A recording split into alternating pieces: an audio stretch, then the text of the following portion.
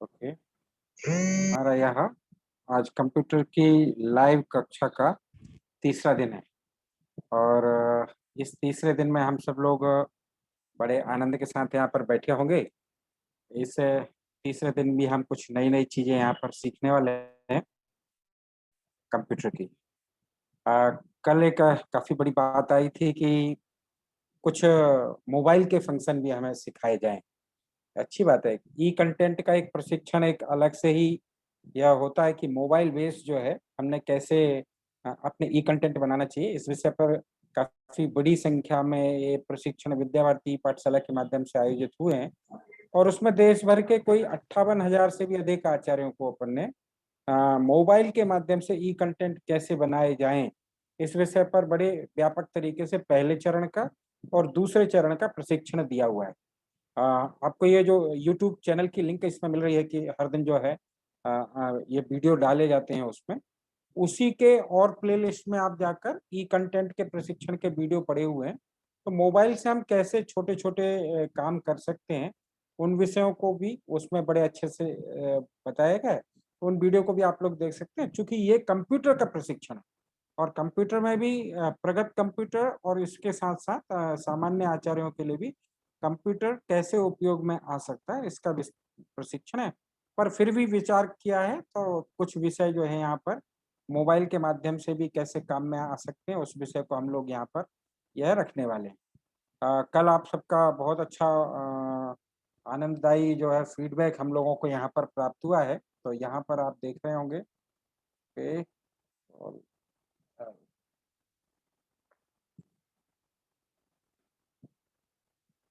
Okay, ठीक है। आप लोग को यहाँ पर दिखाई दे रहा है कि कल दूसरे दिन का कुछ फीडबैक यहाँ पर प्राप्त हुआ है, तो आप लोगों के स्क्रीन के सामने है। जैसे कि मालूम है ये 5 दिन की कक्षा है और इसमें देश भर के जो है कंप्यूटर विषय के एक्सपर्ट मास्टर ट्रेनर के रूप में उपस्थित हैं। श्री हरीश शर्मा जी, श्री केशव कुमार जी बिहार से हैं, हरीश जी मध्य प्रदेश से हैं, संजय उपाध्याय जी झारखंड से हैं, अमरेश रंजन जी महाराजगंज बिहार से हैं, धनबाद से संजय कुमार जी उपाध्याय, किसलय कुमार जी झारखंड से और भास्कर कुमार जी बिहार से। इस प्रकार से हमारे ये मास्टर ट्रेनर्स उपस्थित हैं। अ, कल भी बताया था कि हमने पहले दिन की जो प्रश्नोत्तरी है उसमें इन्होंने फास्टेस्ट उत्तर दिए थे, तो मनिंदर कौर जी, सविता रानी जी, शशि शर्मा जी, रेखा गोयल जी और नारंग कुमार जी ये जो हैं अलग-अलग देखिए अलग-अलग प्रदेशों के हैं। कोई बुलंदशहर, कोई आगरा, कोई धौरा, कोई सरिया, कोई अलीगढ़। बट आप सभी को बधाई। अ, कल जो प्रश्नोत्तरी आयोजित हुई थी दूसरे दिन की, वह इस प्रकार है। आप ये जो अगर छोटे दिख रहे हो तो आप अपनी उँगलियों से और अंगूठे के प्रेशर से इस स्क्रीन को छोटा-बड़ा कर सकते हैं। आप मूव करिए ऐसे तो आपको दिखाई देगा कि ये बड़ा हो रहा है। तो 10 में से 10 अंक मिले हैं और फास्टेस्ट जो 5 लोगों ने उत्तर दिए हैं, राकेश कुमार जी। राकेश कुमार जी हमारे आदर्श विद्या मंदिर के ब्यावर के हैं। उन्होंने पहले उत्तर दिए। डॉक्टर श्वेता द्विवेदी जी दिल्ली से जुड़ी हुई हैं और उन्होंने या दूसरे नंबर पर आई हैं। विवेक कुमार जी जमालपुर से हैं, ओके, जमालपुर से हैं। रत्ना कुमारी जी सीवान से हैं, महाराजगंज से और प्रतिभा कुमारी जी ये बिहार से रोहतास से हैं। तो इन सभी को बधाई। इन्होंने बहुत तेज उत्तर दिए और सब सही उत्तर दिए। कुछ फीडबैक माँगे गए थे, तो फीडबैक भी अच्छे आए हैं। अर्चना सिंह जी झारखंड से हैं, वो लिख रहे हैं कि पढ़ाए गए मुख्य बिंदुओं को पीडीएफ इसकी व्हाट्सएप ग्रुप पर अगर शेयर की जाए। तो अर्चना जी ने कहा है तो व्हाट्सएप ग्रुप पर ये सारी पीडीएफ डाली गई हैं। इसके अलावा राजू कुमार जी जो हैं झारखंड से वो कह रहे हैं well defined but send some crack software. Okay, record to left of screen. ठीक है, इसका भी सॉल्यूशन इनको बताया जाएगा। पर शेखर दहिया जी जो है राजस्थान से लिख रहे हैं how to use OBS and teaching. Teaching में ओबीएस का उपयोग कैसे करें। अच्छा प्रेजेंटेशन था उन्होंने।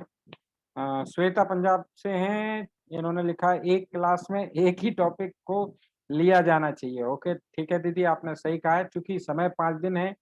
5 दिन में हम चाहते हैं कि गागर में सागर भर लें। मतलब बहुत सारी चीज़ें हम लोग यहाँ पर सीख सकें, क्योंकि आप पे भी समय सीमित है, हम पे भी। इसलिए छोटी-छोटी चीज़ें माइक्रो लेवल पर जाकर यहाँ सिखाने का प्रयास हो रहा है। फिर विवेक कुमार जी बिहार से, उन्होंने कहा नेटवर्क प्रॉब्लम के कारण कैसे हम कक्षाएं ले सकते हैं। चलिए बहुत बढ़िया, नेटवर्क प्रॉब्लम तो बनी रहती है। संजय सिंह जी लिख रहे हैं कुछ सुझाव, इन्होंने लिखा है ई पाठशाला की टीम से अनुरोध है कि एक कक्षा टैली की भी शुरू की जाए। बहुत बढ़िया संजय जी, और ये अच्छा विषय उन्होंने रखा है। निश्चित रूप से एक अकाउंटिंग की और टैली विषय की कक्षा भी शीघ्र ही हम शुरू करेंगे ई पाठशाला में। नायन सिंह जी पाटिल जी महाराष्ट्र से हैं, बहुत बढ़िया, आपका स्वागत है महाराष्ट्र से। आज का विषय बहुत ही उपयुक्त है, इस विषय पर और थोड़ी चर्चा की जानी चाहिए। धन्यवाद, आप करेंगे। कांता जी हरियाणा से हैं, ये खेल की टीचर हैं, पर उन्होंने कहा है effective session, very good thought sir. समय का पता ही नहीं चलता। समय का पता तो हमें भी नहीं चलता, आप लोग इतनी तेजी से सीख रहे हैं, बहुत बढ़िया। आ, फिर झारखंड से ही दिलीप कुमार जी शर्मा लिख रहे हैं, आज की क्लास में नई नई जानकारी दी गई। और एक और प्रश्न है, कुमारी अर्चना सिंह जी बिहार से हैं कि डाटा हैक से कैसे बचा जा सकता है, इसकी जानकारी दीजिए। फिर बाद में कुछ नारायण कुमार जी ने कुछ प्रश्न पूछे हैं, क्या ओबीएस स्टूडियो सॉफ्टवेयर फ्री में उपलब्ध हो सकता है? निश्चित रूप से हरीश जी ने बताया कि ओपन सोर्स सॉफ्टवेयर है, आपको फ्री में ही मिलेगा, ये कोई क्रैक वर्जन की जरूरत नहीं है। मंजू सिंह जी लिख रहे हैं ओबीएस सॉफ्टवेयर का यूज गूगल मीट पर कर सकते हैं क्या? हरीश जी हमारे बीच में हैं, वो निश्चित इसका उत्तर देंगे। इसके अलावा श्वेता जी पंजाब से ओबीएस सॉफ्टवेयर का ज्यादा एजुकेशन में प्रैक्टिकल कैसे करें, कर सकते हैं यूज, ठीक है, इस पर भी चर्चा होगी ही और बताया भी है। चेतना शर्मा जी मध्य प्रदेश से हैं, आज के विषय का एक बार रिवीजन हो सकता है क्या? निश्चित दीदी रिवीजन हो सकेगा। यूट्यूब चैनल को आप लोग एक बार और देख लीजिएगा, हर दिन कोशिश कीजिएगा कि जो सेशन हुए हैं कुछ चीजें मिस हो जाती हैं, यूट्यूब चैनल की लिंक आपको रोज 1 घंटे बाद आपको उपलब्ध कराई दी जाती है, उसमें आप देख सकते हैं। अमृता चौधरी जी लिख रही हैं एमएस पावर पॉइंट का एक्सप्लेन, निश्चित रूप से एमएस पावर पॉइंट पर भी हम लोग यहाँ पर चर्चा करने वाले हैं।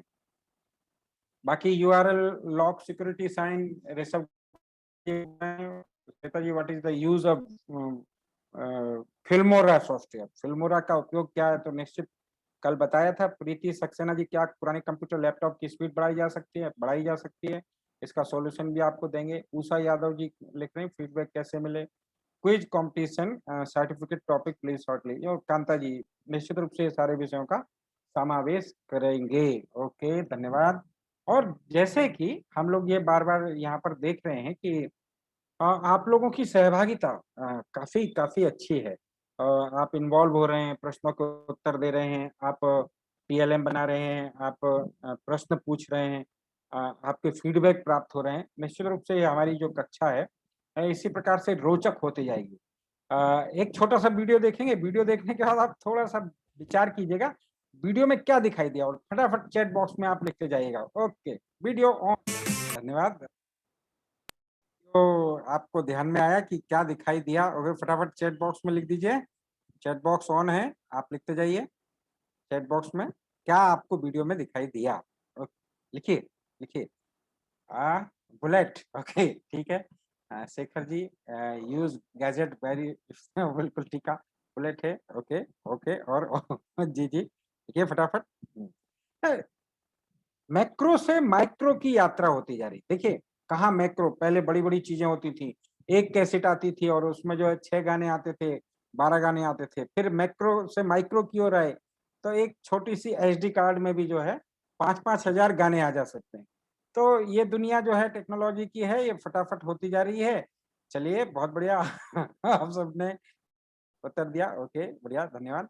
चलिए अब आज के एक छोटे से प्रश्न उत्तर सेशन की ओर हम बढ़ते हैं।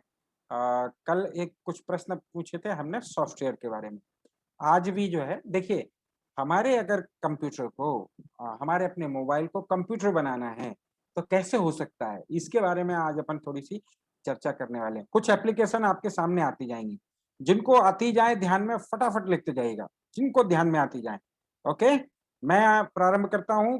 पहली एप्लीकेशन लिखिए, काय का सिंबल है ये, काय का सिंबल है, काय का सिंबल है, काय का सिंबल, मेल गूगल तुषार गर्ग जी ने, ओके। मनिंदर कौर जी, वाह, मेल का है, जीमेल का, ओके ये ठीक है।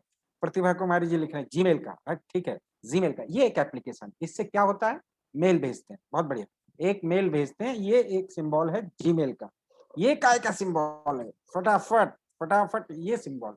और देखिए कैसे हम अपने मोबाइल को कंप्यूटर में बना सकते हैं, कंप्यूटर को मोबाइल में शिफ्ट कर सकते हैं। ये कुछ एप्लीकेशन आपके सामने दिखाई दे रही है। कॉन्टैक्ट सुजाता कौर जी, बहुत बढ़िया। Nita Soni ji, contact, okay, contact, ठीक है। ममता शर्मा जी, ठीक है। राम कुमारी जी, बहुत बहुत बढ़िया, बहुत बढ़िया। ये सिंबल काय का है? जल्दी, फटाफट, ये सिंबल काय का है? लिखिए, ये सिंबल, ओके, ये सिंबल किसका है? गूगल ड्राइव, तुषार गर्ग जी, राकेश कुमार जी, ड्राइव, अनिका भार्गव जी, ड्राइव, ओके, प्रणव मित्तल जी, ठीक है। Google drive, Google drive, Google drive, ठीक है। ये सारे सिंबल आपको मोबाइल पर भी मिलेंगे, ये सिंबल आपको लैपटॉप अथवा कंप्यूटर भी पर भी मिलेंगे। ये काय का सिंबल है? बताइए, ये सिंबल काय का है? ठीक है, काय का है? काय का है? अभी अभी सही उत्तर नहीं आया। फोटो, मंजू सिंह जी लिख रहे हैं फोटो, ओके, गूगल फोटो, ठीक है। Google photo, Google photo, photo, हाँ, आप ध्यान आ गया। सिंबल आपके मोबाइल पर भी है और ये सिंबल आपके लैपटॉप में भी है। ये सिंबल काय का है? फटाफट, ये काय का सिंबल है? ये सिंबल काय का है? ओके, लिखिए, जितनी फास्ट, जिन्होंने अभी तक नहीं लिखे वो फटाफट लिख दीजिए। गूगल क्लासरूम, मनिंदर कौर जी, बहुत बढ़िया। शशि जी, गूगल क्लासरूम, ठीक है। गूगल क्लासरूम, विवेक कुमार जी, ठीक है। नरेश कुमार जी, हेमंत कुमार जी, बहुत बढ़िया, बहुत बढ़िया, बहुत बढ़िया। आपको सिंबल ध्यान में आ गए। ममता शर्मा जी ने लिख दिया ही पाठशाला विद्यार्थी, ठीक है, बिल्कुल ठीक है। ये काय के सिंबल हैं? अब ये तीन सिंबल एक साथ हैं, इसलिए आप तीनों फटाफट एक साथ लिखिएगा। काय के सिंबल है? ये एप्लीकेशन सारे मोबाइल पर भी हैं, ये एप्लीकेशन सारे लैपटॉप में भी हैं। इसको कहते हैं Google group, Google form, Google sheet, Tushar ji लिख रहे हैं, रेखा जी लिख रहे हैं Google documents, okay, Google form, Sunita ji, okay, Hemant Kumar ji, Panda, disk, sheet और स्लाइड, वाह, बहुत बढ़िया, ठीक है। ये बहुत बढ़िया, ठीक कहा, बहुत बढ़िया, ठीक कहा। इससे क्या होता है? गूगल डॉक से वर्ड जैसा काम करते हैं, गूगल सीट से एक्सेल जैसा काम करते हैं, गूगल स्लाइड से एमएस पावर पॉइंट जैसा काम करते हैं मोबाइल में। और लैपटॉप या डेस्कटॉप पर तो करने के लिए ये सारे ऑप्शन है ही। ये काय का सिंबल है?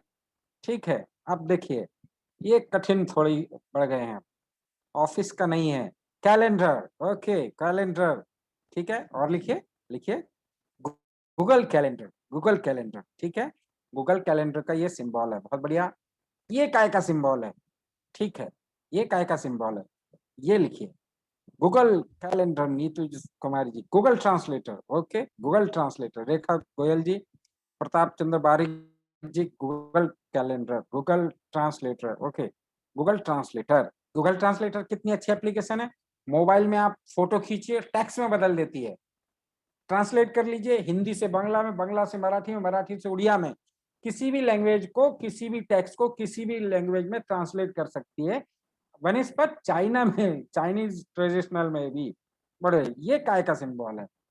यस, काय का सिंबल है? ये काय का है? ये काय का? Google plus, yes, Google plus. क्या होता है इससे? आप थोड़ा, कुछ लोग बोल सकते हैं, कुछ लोग बाद में बोलें गूगल प्लस से क्या होता है। ठीक है, दोनों पर काम करता है, मोबाइल पर भी, लैपटॉप पर भी। ओके, ये सिंबल काय का है? चलिए, बहुत बढ़िया। ये काय का सिंबल दिख रहा है आपके सामने? ओके, लिखिए। आवाज नहीं आ रही है? अरे, मेरी आवाज तो आ रही होगी। बेबी, ब्लॉग, ओके, ब्लॉग, ठीक है, ब्लॉग का है, ठीक है, ब्लॉग, हाँ ठीक है, चेक करने के लिए ब्लॉग, ओके, ब्लॉगर। हमें अपने कोई छोटे छोटे ब्लॉग बनाने हो, वेबसाइट जैसे, इस पर हम काम कर सकते हैं। ये काय का सिंबल है? आप आप बताइए, काय का सिंबल है ये? काय का सिंबल है? ओके, काय का सिंबल है? ये कठिन है। Google form, okay, Hemant Kumar ji, Google form, Jyoti Mittal ji, ठीक है, तृप्ति सुमन जी, ठीक है, रेखा गोयल जी, हेमंत कुमार जी, अल्पना श्रीवास्तव जी, प्रतिभा कुमारी जी, बहुत बढ़िया, धन्यवाद। ये तीन सिंबल काय के हैं? तीनों एक से दिखते हैं, पर तीनों अलग अलग हैं, और गूगल के ही हैं तीनों। ये तीनों अलग अलग हैं, पर एक से सिंबल हैं, काम एक सा हो सकता है इनका। Google Duo, okay, Google Meet, ठीक है, ओके, जूम नहीं है, जूम नहीं है, जूम नहीं है, देवश्री मिश्रा जी, जूम नहीं है, okay. Google Meet, video calling, Google Duo, Google Meet और गूगल चैट या हैंगआउट। हैंगआउट है ये, तीसरा हैंगआउट है, ओके ठीक है। ये सिंबल हमें मिलते हैं गूगल ग्रुप से। देखें, आप सामने देखेंगे तो जैसे ही आप अपने मेल आईडी से खोलते हैं, मेल आईडी से खोलने के बाद 9 डॉट वहां पर दिखाई देते हैं। ये 9 डॉट जो है, इसको क्लिक करेंगे तो गूगल ग्रुप खुल जाएगा। इसमें ये सारे एप्लीकेशन है। एक आपकी मेल आईडी होना चाहिए जीमेल की, उस मेल आईडी से आप काम करेंगे अपने लैपटॉप पर, तो वही सारी चीजें आपको अपने मोबाइल में दिखाई देंगी। मोबाइल में आप उसी आईडी से अगर काम करेंगे तो आपको चीजें डेस्कटॉप पर दिखाई देंगी। अगर आप मोबाइल पर गूगल डॉक की कोई वर्ड फाइल बनाते हैं तो वो आपके ऑटोमेटिकली मोबाइल में सेव होगी, पर वो कभी भी गूगल ड्राइव खोलेंगे तो आपको गूगल डॉक की फाइल मिलेगी। गूगल शीट पर आप मोबाइल में कोई काम करते हैं तो डेस्कटॉप पर भी दिखाई देगा, डेस्कटॉप पे कोई काम करते हैं तो मोबाइल पर दिखाई देगा। और बड़ी मजेदार बात है, आप एक साथ काम करते रहिए दोनों पर भी। इस पर टाइप कीजिए, उस पर दिखाई देता रहेगा, उस पे काम करेंगे, इस पे दिखाई देता रहेगा। इतनी फास्ट सर्विस है। और मोबाइल में वो सारे काम कर सकते हैं जो हम लैपटॉप और डेस्कटॉप पर कर सकते हैं। बड़ी मजेदार बात यह है कि लैपटॉप और डेस्कटॉप पर काम करना थोड़ा कठिन हो सकता है, टाइपिंग वगैरह, पर मोबाइल में टाइप करना, बोलकर टाइप करना, वॉइस टाइप करना, गूगल ट्रांसलेटर की सहायता से टेक्स्ट कॉपी करना, ओसीआर चला देना, ये इतने सरल हैं कि मोबाइल में आपका काम बड़ा सरल हो जाता है। और वही काम सारे के सारे आपके गूगल ग्रुप के माध्यम से शेयर हो सकते हैं। आपने गूगल कैलेंडर मोबाइल में है, आपने तारीख डाली, उसमें काम डाला, ये गूगल कैलेंडर यहाँ दिखाई दे रहा है, इसमें आ जाएगा। गूगल ड्राइव में आपने कोई फाइल डाली, गूगल ड्राइव में आप यहाँ खोलेंगे, वो फाइल यहाँ से आप प्रिंट ले लीजिए। गूगल डॉक में आपने मोबाइल में कोई काम किया, आपको डेस्कटॉप पर वो दिखाई देगा। और सारे काम जो है, यानी कुल मिलाकर मोबाइल को हम डेस्कटॉप अथवा लैपटॉप बनाकर काम कर सकते हैं। ये सारे सिंबल हैं। कॉन्टैक्ट, आप कॉन्टैक्ट में आप डालिए, कॉन्टैक्ट आपको मोबाइल में डालेंगे, आपको डेस्कटॉप पर दिखाई देंगे। मेल आप भेज सकते हैं दोनों जगह से, ड्राइव में सेव कर सकते हैं दोनों जगह, गूगल डॉक की फाइलें बना सकते हैं लैपटॉप में भी, मोबाइल में भी, शीट पे काम कर सकते हैं मोबाइल में, स्लाइड बना सकते हैं मोबाइल से अथवा डेस्कटॉप में, कैलेंडर पर आप दोनों जगह काम कर सकते हैं। गूगल मीट हैंगआउट जो है, इस पर काम कर सकते हैं। गूगल प्लस से आप जो वेबसाइट बना सकते हैं, जी प्लस की सूट की साइट लिखा है, टैग कॉन्टैक्ट है। ये सारी एप्लीकेशन जो है आपके लिए बड़े मजेदार हो सकती हैं। आपका मोबाइल ही आपका कंप्यूटर है, आपका मोबाइल ही आपका कंप्यूटर है। और अगर ये कर लिया हमने तो एक काम सरल हो सकता है। कुछ सावधानियां, गूगल ग्रुप दोनों में काम करेगा, मोबाइल पर भी और डेस्कटॉप पर भी। मेल आईडी एक सी होनी चाहिए, एक ही मेल आईडी से आप, नहीं तो आपने मोबाइल पे दूसरी मेल आईडी है और डेस्कटॉप पर दूसरी मेल आईडी है, ये काम नहीं चलेगा। इसलिए मेल आईडी एक ही होना चाहिए, जो इसमें खोलिए वो इसमें खोलिए। मोबाइल में ये सारे ऐप इंस्टॉल करने पड़ते हैं और यहाँ पर डेस्कटॉप में आपको इनबिल्ट रहते हैं। जीमेल आईडी जैसे आप खोलेंगे, गूगल ग्रुप खोलेंगे, आपको दिखाई देंगे, पर मोबाइल में आपको प्ले स्टोर में जाकर ये सारी एप्लीकेशन इंस्टॉल करनी पड़ेंगी। गूगल डॉक इंस्टॉल कर लीजिए प्ले स्टोर में जाकर, गूगल शीट इंस्टॉल कर लीजिए, गूगल स्लाइड इंस्टॉल कर लीजिए, गूगल कैलेंडर, गूगल कॉन्टैक्ट, सारी चीजें आप एक बार इंस्टॉल कर लीजिए, फिर आपका मोबाइल ही आपका लैपटॉप होगा। बहुत बढ़िया। जो काम मोबाइल में होगा वो कंप्यूटर में दिखेगा। बहुत बढ़िया, धन्यवाद। आप सभी लोगों ने बड़ी सहभागिता के साथ इस विषय को सुना। और ओके ठीक है, धन्यवाद। ठीक है। और यहाँ से हम फिर से बढ़ते हैं अगले विषय की ओर। देखिए, ये तो सहभागिता, मतलब आप लोगों की नींद तोड़ने के लिए विषय था, पर आगे हम बढ़ते हैं। आज हमारे बीच में हरीश जी हैं। हरीश जी फिर से एक यूनिक विषय हम लोगों के बीच में लेकर आ रहे हैं, और कैसे हम उन विषयों को सावधानी से सुने। देखिए, हो सकता है कुछ विषय आपको ध्यान में आ रहे हैं, कुछ नहीं आ रहे होंगे।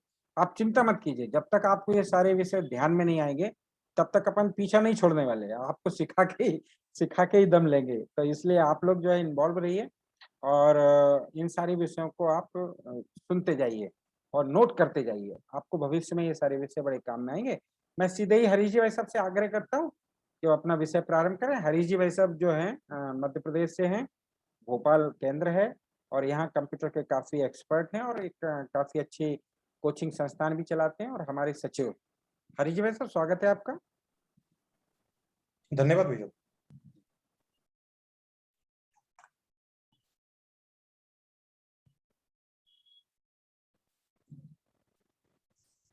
तो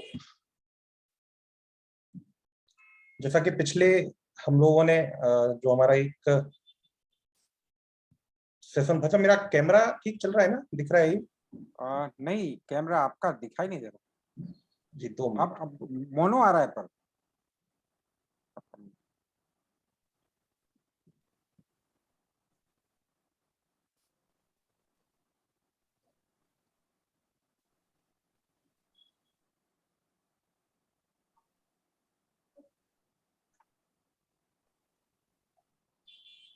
कोई प्रॉब्लम है ऐसा? 2 मिनट है, मैं देख रहा हूँ।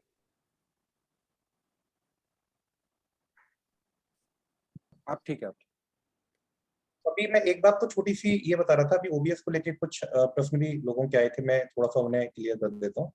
पहला बात ये कि ओबीएस स्टूडियो फ्री है क्या? तो मैंने पहले ही दिन आप लोगों को बताया था कि ओबीएस स्टूडियो एकदम फ्री है, उसका कोई चार्ज नहीं होता। आप उसे लिनक्स पर भी यूज कर सकते हैं, मैक पर भी यूज कर सकते हैं, विंडोज पर भी यूज कर सकते हैं, उसका कोई चार्ज नहीं है। दूसरी जो बात थी वो ये थी कि क्या उसको मोबाइल पे यूज कर सकते हैं, तो मैंने उस दिन भी क्लियर किया था कि केवल 3 प्लेटफॉर्म्स पर है। ओबीएस स्टूडियो ने एक ऑफिशियल स्टेटमेंट जारी किया था कि हम एंड्रॉइड के लिए ओबीएस स्टूडियो को कभी भी लेकर के नहीं आएंगे, ऐसा उन्होंने कहा था, क्योंकि एंड्रॉइड को उतना सपोर्ट अच्छा नहीं मिल पाता है। लेकिन और भी बहुत सारे ऑप्शन हैं, ओबीएस की तरह नहीं है, लेकिन एंड्रॉइड पर बहुत सारे ऑप्शन हैं जो आपको लाइव स्ट्रीम करने की सुविधा देते हैं। ओबीएस की तरह नहीं दे पाएंगे, लेकिन लगभग 50% या 60% तक सपोर्ट देंगे। दूसरा प्रश्न जो पूछा गया था वो ये था कि हम ओबीएस को गूगल मीट से क्लब कर सकते हैं क्या? ओबीएस को किसी भी ऐप से क्लब किया जा सकता है, क्योंकि ओबीएस डायरेक्टली किसी ऐप के साथ पार्टनर नहीं बनता।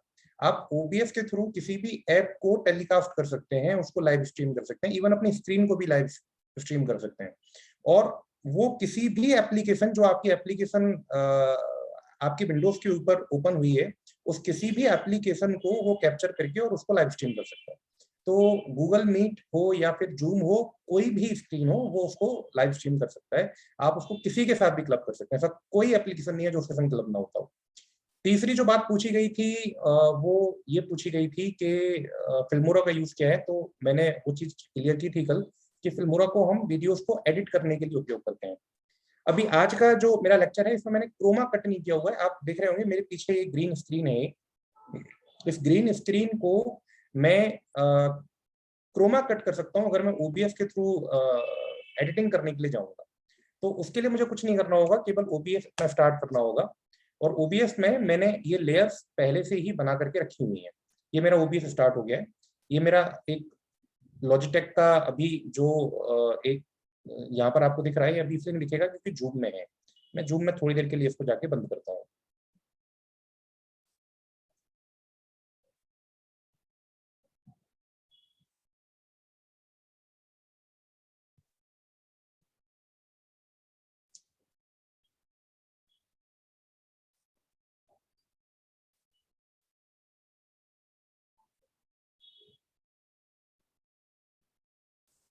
ये मेरा कैप्चरिंग यहाँ आ गया और मैंने इसको यहाँ कॉर्नर में लाके रख लिया, लाइक दैट। दिखना ही देगा सब कुछ। अच्छा 2 मिनट भाई साहब, मैं उसको कर रहा हूँ शेयर। मैं शेयर कर रहा हूँ सर, 2 मिनट के।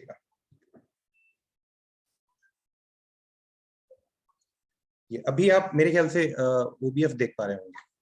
तो जो मैंने कल किया अब था, दिखाई दे रहा है। जी मैंने जो कल किया था, मैं उसको एक बार आपके सामने करके दिखाता हूँ ओबीएफ पर। विद्या भारती नाम से मैंने एक सीन क्रिएट किया हुआ है, यहाँ पर आपको दिखाई दे रहा होगा। और मैं सीन में कुछ सोर्स लेके आ रहा हूँ। मैं पहला सोर्स लेके आ रहा हूँ जो मेरा डिस्प्ले कैप्चर है उसे। तो ये मैंने डिस्प्ले कैप्चर नाम से बनाया और इसको ओके किया, तो मेरा डिस्प्ले पूरा यहाँ कैप्चर हो गया। इसके बाद मैं अगला जो सोर्स लेके आ रहा हूँ वो वीडियो कैप्चर लेके आ रहा हूँ। तो मैंने वीडियो कैप्चर डिवाइस यहाँ पर लिखा और मैंने यहाँ पर लॉजिटेक का जो मेरा कैमरा है वो मैंने यहाँ पर सिलेक्ट करके इस तरीके से ले लिया। तो ये मेरी स्क्रीन आ गई। अब मुझे इसमें क्रोमा कट करना है, तो मैंने इसको छोटा किया और मुझे क्रोमा कट करना है। तो क्रोमा कट करने के लिए मैं क्या करूंगा, इस पर राइट क्लिक करूंगा, लाइक दैट। राइट क्लिक करके सबसे नीचे लिखा हुआ आ रहा है फिल्टर्स। मैं इस फिल्टर्स पे क्लिक करूंगा और ये जो इफेक्ट फिल्टर्स हैं, इस इफेक्ट फिल्टर में अगर आप देखेंगे तो सबसे नीचे आपको एक प्लस का साइन दिखाई देगा इस जगह पर। यहाँ पर ये जो प्लस का साइन है, मुझे इस प्लस के, ये जो सबसे नीचे आपको प्लस का साइन दिख रहा है, इस प्लस के साइन पर हमें जाना होगा। और इस प्लस के साइन पर हमें जाके जैसे ही हम इसको प्लस करते हैं,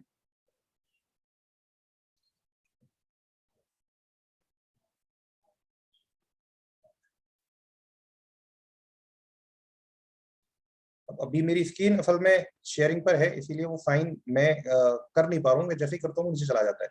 कि जैसे ही आपको नीचे एक प्लस का साइन दिखाई दे रहा है इफेक्ट फिल्टर्स में, आप जैसे ही इस प्लस साइन पे जाएंगे तो आपको एक ऑप्शन यहाँ पर विजिबल हो जाएगा, और वो ऑप्शन आपको विजिबल होगा क्रोमा की के लिए। आपको उसमें जाके क्रोमा की कट कर लेना है। आप जैसे ही उसमें क्रोमा की पर क्लिक करेंगे तो आप इसमें क्रोमा कट कर पाएंगे। क्रोमा कट करने का मतलब होता है कि जो ग्रीन बैकग्राउंड है, जैसे मैंने कल आपको फिल्मोरा के अंदर क्रोमा कट करके बताया था, ये जो ग्रीन बैकग्राउंड है, ये ग्रीन बैकग्राउंड मेरा हट जाएगा और एक ट्रांसपेरेंट स्क्रीन हो जाएगी।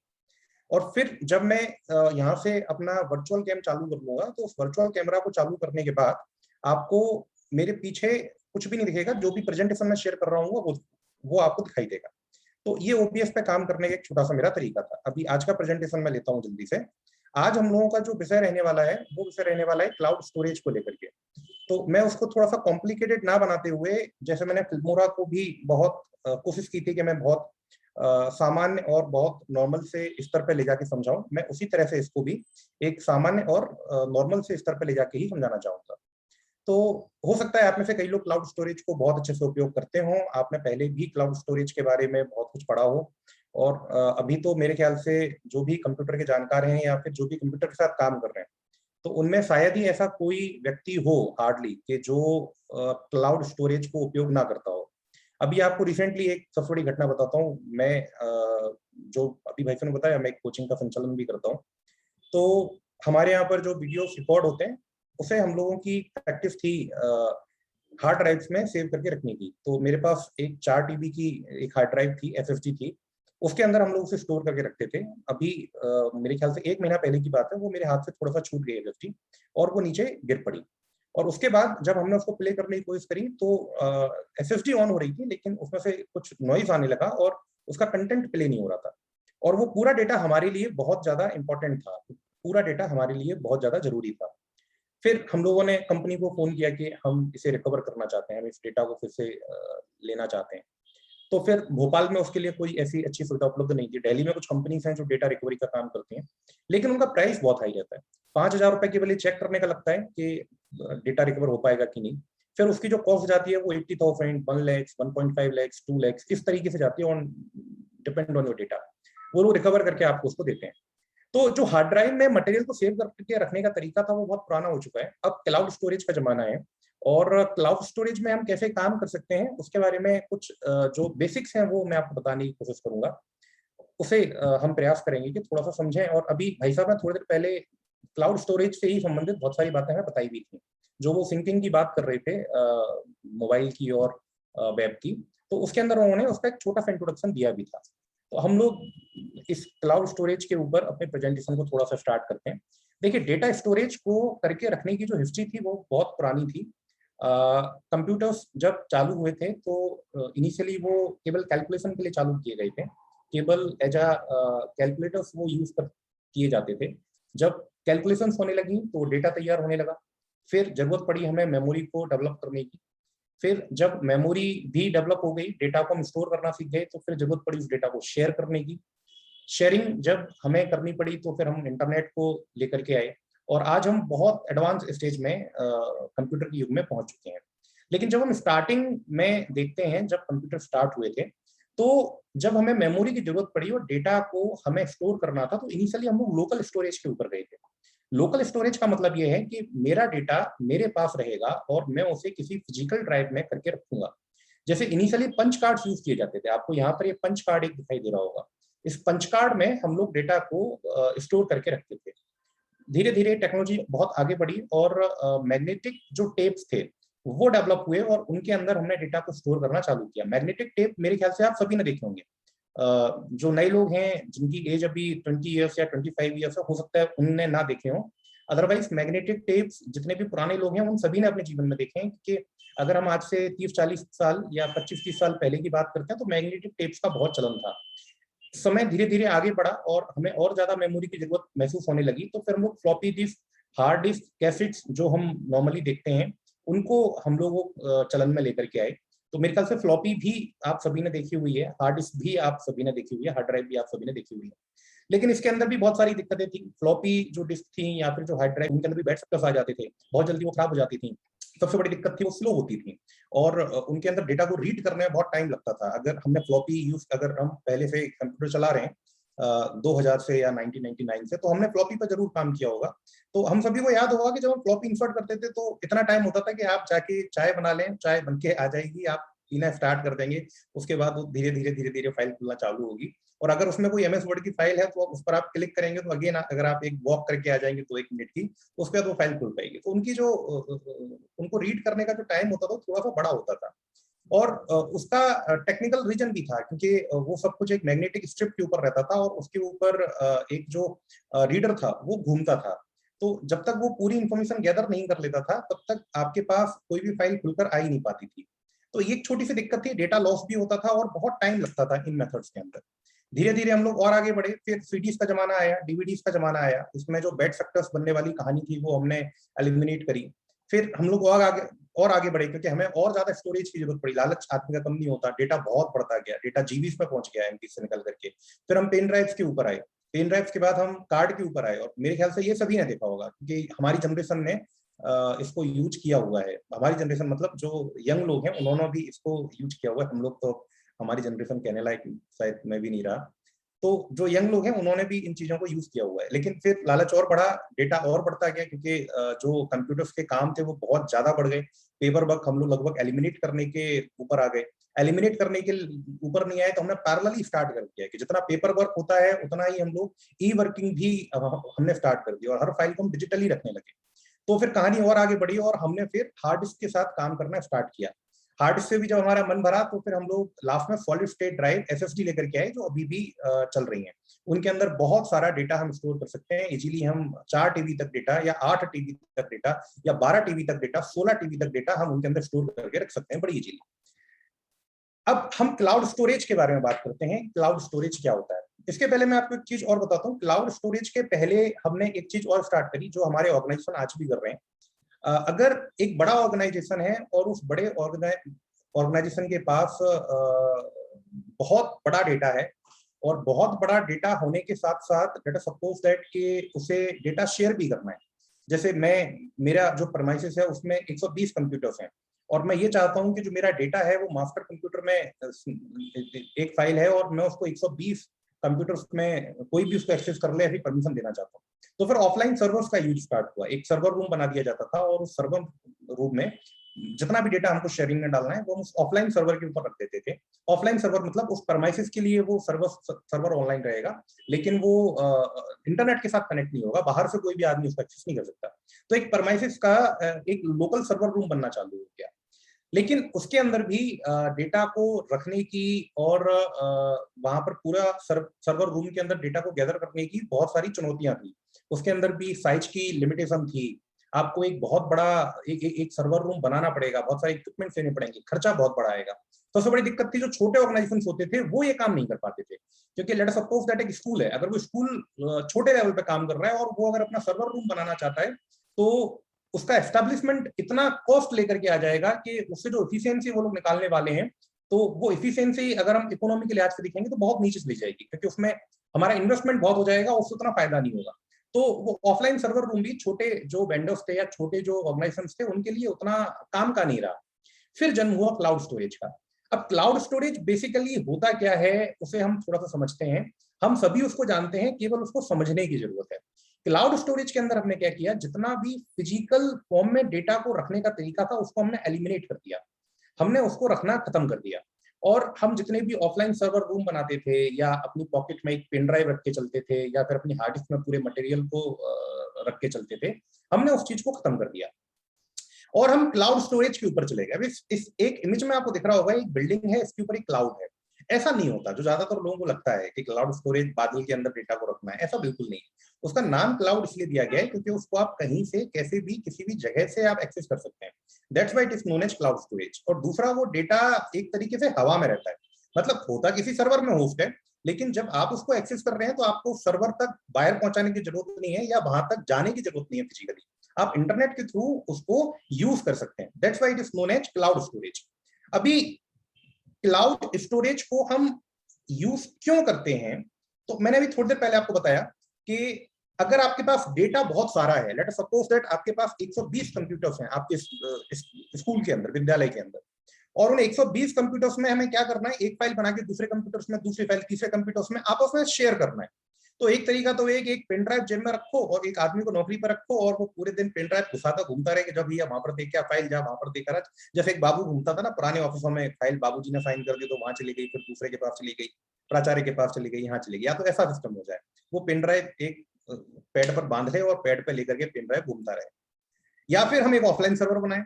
तो दोनों चीजें थोड़ी सी प्रैक्टिकल नहीं है, वो चीज भी प्रैक्टिकल नहीं है और ये भी बहुत कॉस्टली है। अब क्लाउड स्टोरेज में क्या हुआ कि जो हमारा स्कूल या हमारा विद्यालय या जो हमारी कंपनी है, वो किसी सर्वर प्रोवाइडर के साथ एक एग्रीमेंट करेगा।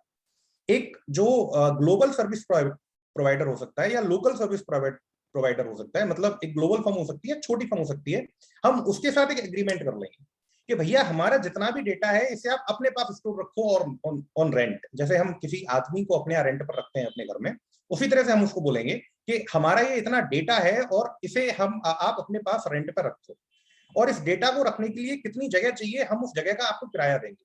बदले में हमें आपसे क्या चाहिए, हम जब चाहें तब अपना डेटा एक्सेस कर सकते हो। आप हमें क्रेडेंशियल्स दे दीजिए जिससे हम आपके सर्वर रूम का डेटा, मतलब जो हमारा डेटा है उसे हम एक्सेस कर सकें।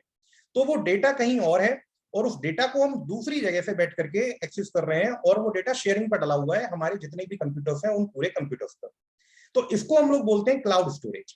अब ये हमें महंगा क्यों नहीं पड़ रहा है, क्योंकि जब हम ऑफलाइन अपना खुद का सर्वर रूम क्रिएट करते हैं तो वो हम केवल अपने लिए करते हैं, लेकिन वो जो सामने वाली कंपनी है, वो जो सामने वाली फर्म है, वो बहुत सारे ऑर्गेनाइजेशन के साथ काम कर रहा होगा, उसका टाई अप बहुत सारी कंपनियों के साथ होगा। उसका काम ही है केवल डेटा को स्टोर करके रखना और उस डेटा को क्लाउड पर रखना, और क्लाउड के थ्रू सभी उसके जो क्लाइंट्स हैं वो उसका एक्सेस ले सकते हैं, उसको एक्सेस कर सकते हैं। दैट्स वाई वो उसकी कॉस्टिंग कम हो जाती है, क्योंकि उसे बहुत सारे लोगों से रेवेन्यू मिलने लगता है। हमें भी फायदा होता है क्योंकि हमारी जो कॉस्ट है वो भी बढ़ जाती है, बहुत सारे लोगों का डेटा वहां पर है, सबका स्पेस अलग अलग, लेकिन एक ही जगह पर, एक ही बिल्डिंग के अंदर मतलब मैं आपको फिजिकल बोल रहा हूँ, एक ही जगह पर एक ही स्पेस में हम पूरे डेटा को होस्ट कर रहे हैं। तो मेरे ख्याल से अभी ये चीज क्लियर होगी कि क्लाउड स्टोरेज क्या होता है। लेट अस सपोज दैट आप एक जी ड्राइव पर आपने एक अकाउंट बनाया, गूगल ड्राइव पर, और वहां पर आपने एक अपनी फाइल कुछ वहां पर आपने अपलोड कर दी, दैट इज क्लाउड स्टोरेज। अब उस गूगल ड्राइव के थ्रू उसे आप कहीं पर भी कैसे भी यूज कर सकते हैं, that is simple example of cloud storage. अब ये जो क्लाउड स्टोरेज हम लेकर के आए, ये क्यों जरूरी था वो मैंने अभी आपको बहुत अच्छे से क्लियर किया ही कि इससे हमें क्या फायदे हुए, ये मैंने आप लोगों को बहुत अच्छे से बताया। और इसके जो एडवांटेज हैं बेसिकली वो भी मैं आप लोगों को बताई कि हम इंटरनेट के थ्रू अगर क्लाउड स्टोरेज का यूज करते हैं तो हम बड़ी आसानी से अपनी फाइल्स को, अपने डेटा को शेयर कर सकते हैं और उसको होस्ट करवा सकते हैं। अब ये काम कैसे करता है, देखिए क्लाउड स्टोरेज एक पर्टिकुलर सर्वर रूम में ही होस्ट होगा। अभी मैंने थोड़ी देर पहले आपको बताया, पिक्चर के अंदर देख पा रहे होंगे, सर्वर रूम का डेटा सेंटर का मैंने पिक यहाँ पर डाला हुआ है। इस तरह के बहुत बड़े बड़े वहां पर डेटा सेंटर्स बना के रखे जाते हैं, बहुत बड़े सर्वर रूम्स बना के रखे जाते हैं जहाँ पर सर्वर होस्ट होते हैं, और उन सर्वर्स में हमारा जो डेटा है वो डेटा होस्ट होता है। अब उसमें से हमें कितना स्पेस अलॉट हो रहा है ये हमारी चॉइस होती है, हम कितना इन्वेस्ट करना चाहते हैं। हर पर्टिकुलर प्रोवाइडर ने अपना अलग अलग एक प्लान हमारे सामने रखा हुआ है कि आप इतना पैसा देकर इतना स्पेस खरीद लीजिए, इतना पैसा देकर के इतना स्पेस खरीद लीजिए। अब इस पूरे सिस्टम का एक जो चार्ज लगता है, तो उसमें जनरली लोग मुझसे ये वाली बात पूछते भी हैं और कई जगह डिस्कशन भी होते हैं कि फ्री वाला एक क्लाउड स्टोरेज बताइए। कई लोग, मतलब मेरे विद्यार्थी भी मुझसे कई बार आके पूछते हैं कि सर, क्योंकि उनको नोट्स रखने पड़ते हैं, आजकल वीडियो लेक्चर्स बहुत ज्यादा इकट्ठे हो जाते हैं, और एक वीडियो लेक्चर अगर आप HD या 4K क्वालिटी में देखते हैं तो वो 16 GB 15 GB तक जाता है, तो TBs में हो जाता है वो डेटा। तो विद्यार्थी पूछते हैं कि सर जो 15 GB का गूगल ड्राइव का हमारा लिमिट था वो खत्म हो गया है, तो अब हमें कितनी ईमेल आईडी बनाए, हम 5 बना ली, 10 बना ली, अब सर क्या करें, कोई फ्री का स्टोरेज हो तो बताएं। तो उनके लिए बहुत सारे फ्री के स्टोरेज हैं, क्योंकि उनके पास डेटा ऐसा नहीं है, वो चोरी होने से कोई दिक्कत हो गई। लेकिन पर्टिकुलरली आप लोगों के लिए मैं एक बात ये बोलूंगा कि अच्छा, मैं थोड़ा सा सैद्धांतिक आदमी हूँ इस मामले में। मैक्सिमम लोग फ्री के सॉफ्टवेयर की या क्रैक सॉफ्टवेयर की बात करते हैं, लेकिन मैं उसको फॉलो नहीं करता। उसके पीछे बहुत सारे रीजंस हैं, उस सिद्धांत के पीछे। एक चीज मैं आपको यहाँ पे बता रहा हूँ, देखिए हमारे घर में अगर कोई किराएदार रहने के लिए आएगा तो हम उससे पैसे लेंगे। ऐसा नहीं है कि हम उसको फ्री में नहीं रख सकते, हम उसको फ्री में रख सकते हैं मानवता के नाते, लेकिन वहां पर हमारा कुछ इन्वेस्टमेंट है, हमारी प्रॉपर्टी का डिप्रिसिएशन है, वो अगर वहां पर रहेगा तो हमारे बिजली का, पानी का उपयोग करेगा। इन सब चीजों का हम उससे एक पैसा लेते हैं। अगर हम उससे अतिरिक्त पैसा नहीं लेना चाहते तो कम से कम कॉस्ट तो हम रिकवर करते ही हैं। अगर कोई हमारा रिश्तेदार भी रहने आ जाता है तो उसको भी हम कि चल भैया तू ठीक है, 2,000 मत देना, 800 दे देना, ये बिजली का और जो नल का पानी है ये चार्ज हमें दे देना। सिमिलरली जितने भी डेटा सेंटर्स होते हैं, जितनी भी क्लाउड स्टोरेज मैनेजमेंट कंपनियां होती हैं, उनकी भी एक कॉस्ट लगती है, क्योंकि वो आपको किराए पर अपना एक स्पेस दे रहे हैं और आप अपने डेटा को वहां पर रख रहे हैं। तो अगर आपका डेटा वहां पर रखेगा तो जो उनकी कॉस्ट रहेगी वो आपसे रिकवर करेंगे, और अगर वो कॉस्ट रिकवर नहीं कर रहे हैं तो याद रखिए आप बहुत बड़ी गलती कर रहे हैं। जैसे अगर आपको फ्री में रहना है तो फ्री में रहने का सबसे अच्छा तरीका क्या है? या तो रोड पर रहिए, या किसी धर्मशाला में रहिए, या किसी मंदिर में रहिए, कोई दिक्कत नहीं है। अब वहां पर आम आदमी तो रह सकता है, लेकिन एक धन्ना सेठ वहां पर नहीं रह सकता जिसके पास बहुत सारा धन है, क्योंकि वो वहां रहेगा तो सिक्योरिटी की कोई बात ही नहीं है। और अगर आप एक अच्छी कॉलोनी के अंदर, एक अच्छी परमाइसिस के अंदर रहेंगे तो आपकी सिक्योरिटी रहेगी वहां पर। सेम खेल यहाँ पर है। बहुत सारे ऐसे डेटा सेंटर्स हैं, बहुत सारी ऐसी कंपनीज हैं जो फ्री में क्लाउड स्टोरेज ऑफर करती हैं, लेकिन वहां पर सिक्योरिटी बिल्कुल भी नहीं है। वो लाइक एक धर्मशाला है, वहां पर आप रहिए, जो भी करना है करिए। तो सामान्य आदमी रह सकता है, लेकिन हम नहीं रह सकते, क्योंकि हमारी बहुत सारी इंफॉर्मेशन सेंसिटिव होती है। हमारे जो पेपर्स होते हैं, हमारे जो रिजल्ट्स होते हैं, हमारे जो बच्चों के इंडिविजुअल रिकॉर्ड्स होते हैं, उनकी जो पर्सनल डिटेल्स होती हैं, उनके जो आधार नंबर्स होते हैं, या फिर और भी दूसरी डिटेल्स होती हैं, हम उन्हें पब्लिक नहीं कर सकते। तो अगर हम अपना डेटा किसी डेटा सेंटर में रखते हैं या किसी क्लाउड स्टोरेज कंपनी में रखते हैं, तो हमें डेफिनेटली ये तय करना चाहिए कि वो एक रिनोन कंपनी हो। मैं भी आपको कुछ एग्जांपल्स भी दूंगा, और वो जो पर्टिकुलर क्लाउड स्टोरेज कंपनी है उसकी सिक्योरिटी बहुत अच्छी हो। तो वहां पर कुछ एनुअल चार्ज उसका होता है। तो क्लाउड स्टोरेज क्या होता है, मैंने इसको लेकर के आपको बताया। कुछ और भी चीजें मैंने आपको बताई कि जो क्लाउड प्रोवाइडर होता है वो थोड़ा सा एक डिफरेंट ऑर्गेनाइजेशन होता है, और जो कंपनी होती है वो एक अलग डिफरेंट ऑर्गेनाइजेशन होता है। बीच में केवल हवा होती है, कोई वायर वायर नहीं होते, है ना। तो पूरा का पूरा डेटा यहाँ पे क्लाउड प्रोवाइडर के पास स्टोर है, और ये जो कंपनी ऑफिस है ये यहाँ से पूरे डेटा को एक्सेस कर रहा है। और यहाँ पर जो मास्टर एडमिन होगा वो जितने चाहे उतने यूजर्स को एक्सेस दे सकता है, जितने चाहे डेटा की उतनी डेटा की एक्सेस दे सकता है, कि कौन कौन सा कंप्यूटर, मतलब कौन कौन सा यूजर किन किन चीजों को एक्सेस कर सकता है, किस किस पोर्शन को एक्सेस कर सकता है। हालांकि हर क्लाउड प्रोवाइडर का अपना अलग एक सर्विस का तरीका है, एक अलग उनका पूरा मतलब कहना चाहिए कि हम कितने यूजर्स को उसमें ऐड कर सकते हैं, कितने कंप्यूटर्स को उसमें ऐड किया जा सकता है। हर प्रोवाइडर का अपना अलग अलग प्राइसिंग है, अलग अलग उनके प्लान्स होते हैं। क्लाउड प्रोवाइडर कई सारी कंपनियों के साथ भी काम करता है। मैंने आप लोगों को बताया कि भाई उसने तो एक बड़ी बिल्डिंग बना के रखी है, वो मतलब कई सारे किराएदार को उसमें रख सकता है, बहुत सारे लोग आएंगे, इसीलिए उनको सस्ता पड़ता है, और इसीलिए वो हमें सस्ते में इस सर्विस को ऑफर भी कर पाते हैं। अगर हम अपना खुद का सर्वर रूम बनाएंगे तो वो बहुत महंगा पड़ेगा। अब बात यह है कि अच्छे क्लाउड प्रोवाइडर्स कौन कौन से हैं, तो जिनका नाम हम लोग जनरली सुनते हैं, बहुत सारे क्लाउड स्पेस प्रोवाइडर्स हैं, लेकिन जो सबसे रिनोन क्लाउड स्पेस प्रोवाइडर्स हैं वो 5 हैं टोटल। एक वन ड्राइव, एक ड्रॉपबॉक्स, एक गूगल ड्राइव, एक अमेजन वेब सर्विस, और एक और है लेकिन मैंने जानबूझ के उसका नाम यहाँ पर मेंशन नहीं किया है, दैट इज यंडेक्स डिस्क करके आता है, YANDEX, यंडेक्स करके आता है। ये रसियन है, और अभी थोड़ी देर पहले इनका एक बहुत बड़ा सिक्योरिटी ब्रीच हुआ है, तो इसीलिए मैंने उसको इस लिस्ट से बाहर कर दिया है। और ये 4 जो थोड़े से सेफ क्लाउड स्टोरेज प्रोवाइडर्स हैं उनके नाम मैंने यहाँ पर रखे हुए हैं: one drive, Dropbox, Google drive, Amazon web services. सबसे जो यूजर फ्रेंडली है वो गूगल ड्राइव है। मेरे ख्याल से आप सभी का एक जीमेल आईडी हो गई होगा, केवल मुझ जैसे कुछ लोग हैं जो गूगल पर अकाउंट नहीं रखते, बाकी 99% लोग गूगल पर ही अपना आईडी बनाते हैं। तो जिसका भी गूगल पर आईडी है, गूगल उसको एक कॉम्प्लीमेंट्री, मतलब फ्री में कॉम्प्लीमेंट्री 15 GB का क्लाउड स्पेस ऑफर करता है सिंगल यूजर, कि एक सिंगल आदमी 15 GB तक का अपना डेटा उस क्लाउड पर रख पाएगा, और उसको उसे किसी भी हार्ड डिवाइस में रखने की जरूरत नहीं है। वो जब चाहे तब क्लाउड से उसको यूज कर सकता है। क्लाउड से यूज कर सकता है मतलब कहीं से भी यूज कर सकता है, केवल वहां पर इंटरनेट कनेक्शन होना चाहिए, और उसके पास ब्राउजिंग के लिए कोई इक्विपमेंट होना चाहिए, लाइक कंप्यूटर, टैबलेट या ETC कुछ भी। आप उससे उसको यूज कर सकते हो, तो ये सभी के पास होगा। अब जो अच्छे क्लाउड प्रोवाइडर्स हैं कंपनी के लिए, या हमारे स्कूल के लिए, हमारे विद्यालय के लिए, वो एक अमेजन वेब सर्विसेज है। ये सबसे अच्छा क्लाउड प्रोवाइडर है एक ऑर्गेनाइजेशन के लिए, और उसका सबसे बड़ा कारण है इसकी सिक्योरिटी। अमेजन वेब सर्विस को आज तक कोई भी ब्रीच नहीं कर पाया। इसकी सिक्योरिटी से रिलेटेड कोई भी ऐसा इश्यू नहीं मिला कि उसमें ऐसा सुनने में आया हो कि किसी बड़े ऑर्गेनाइजेशन का डेटा वहां से लॉस हो गया है, डेटा वहां से चोरी कर लिया गया।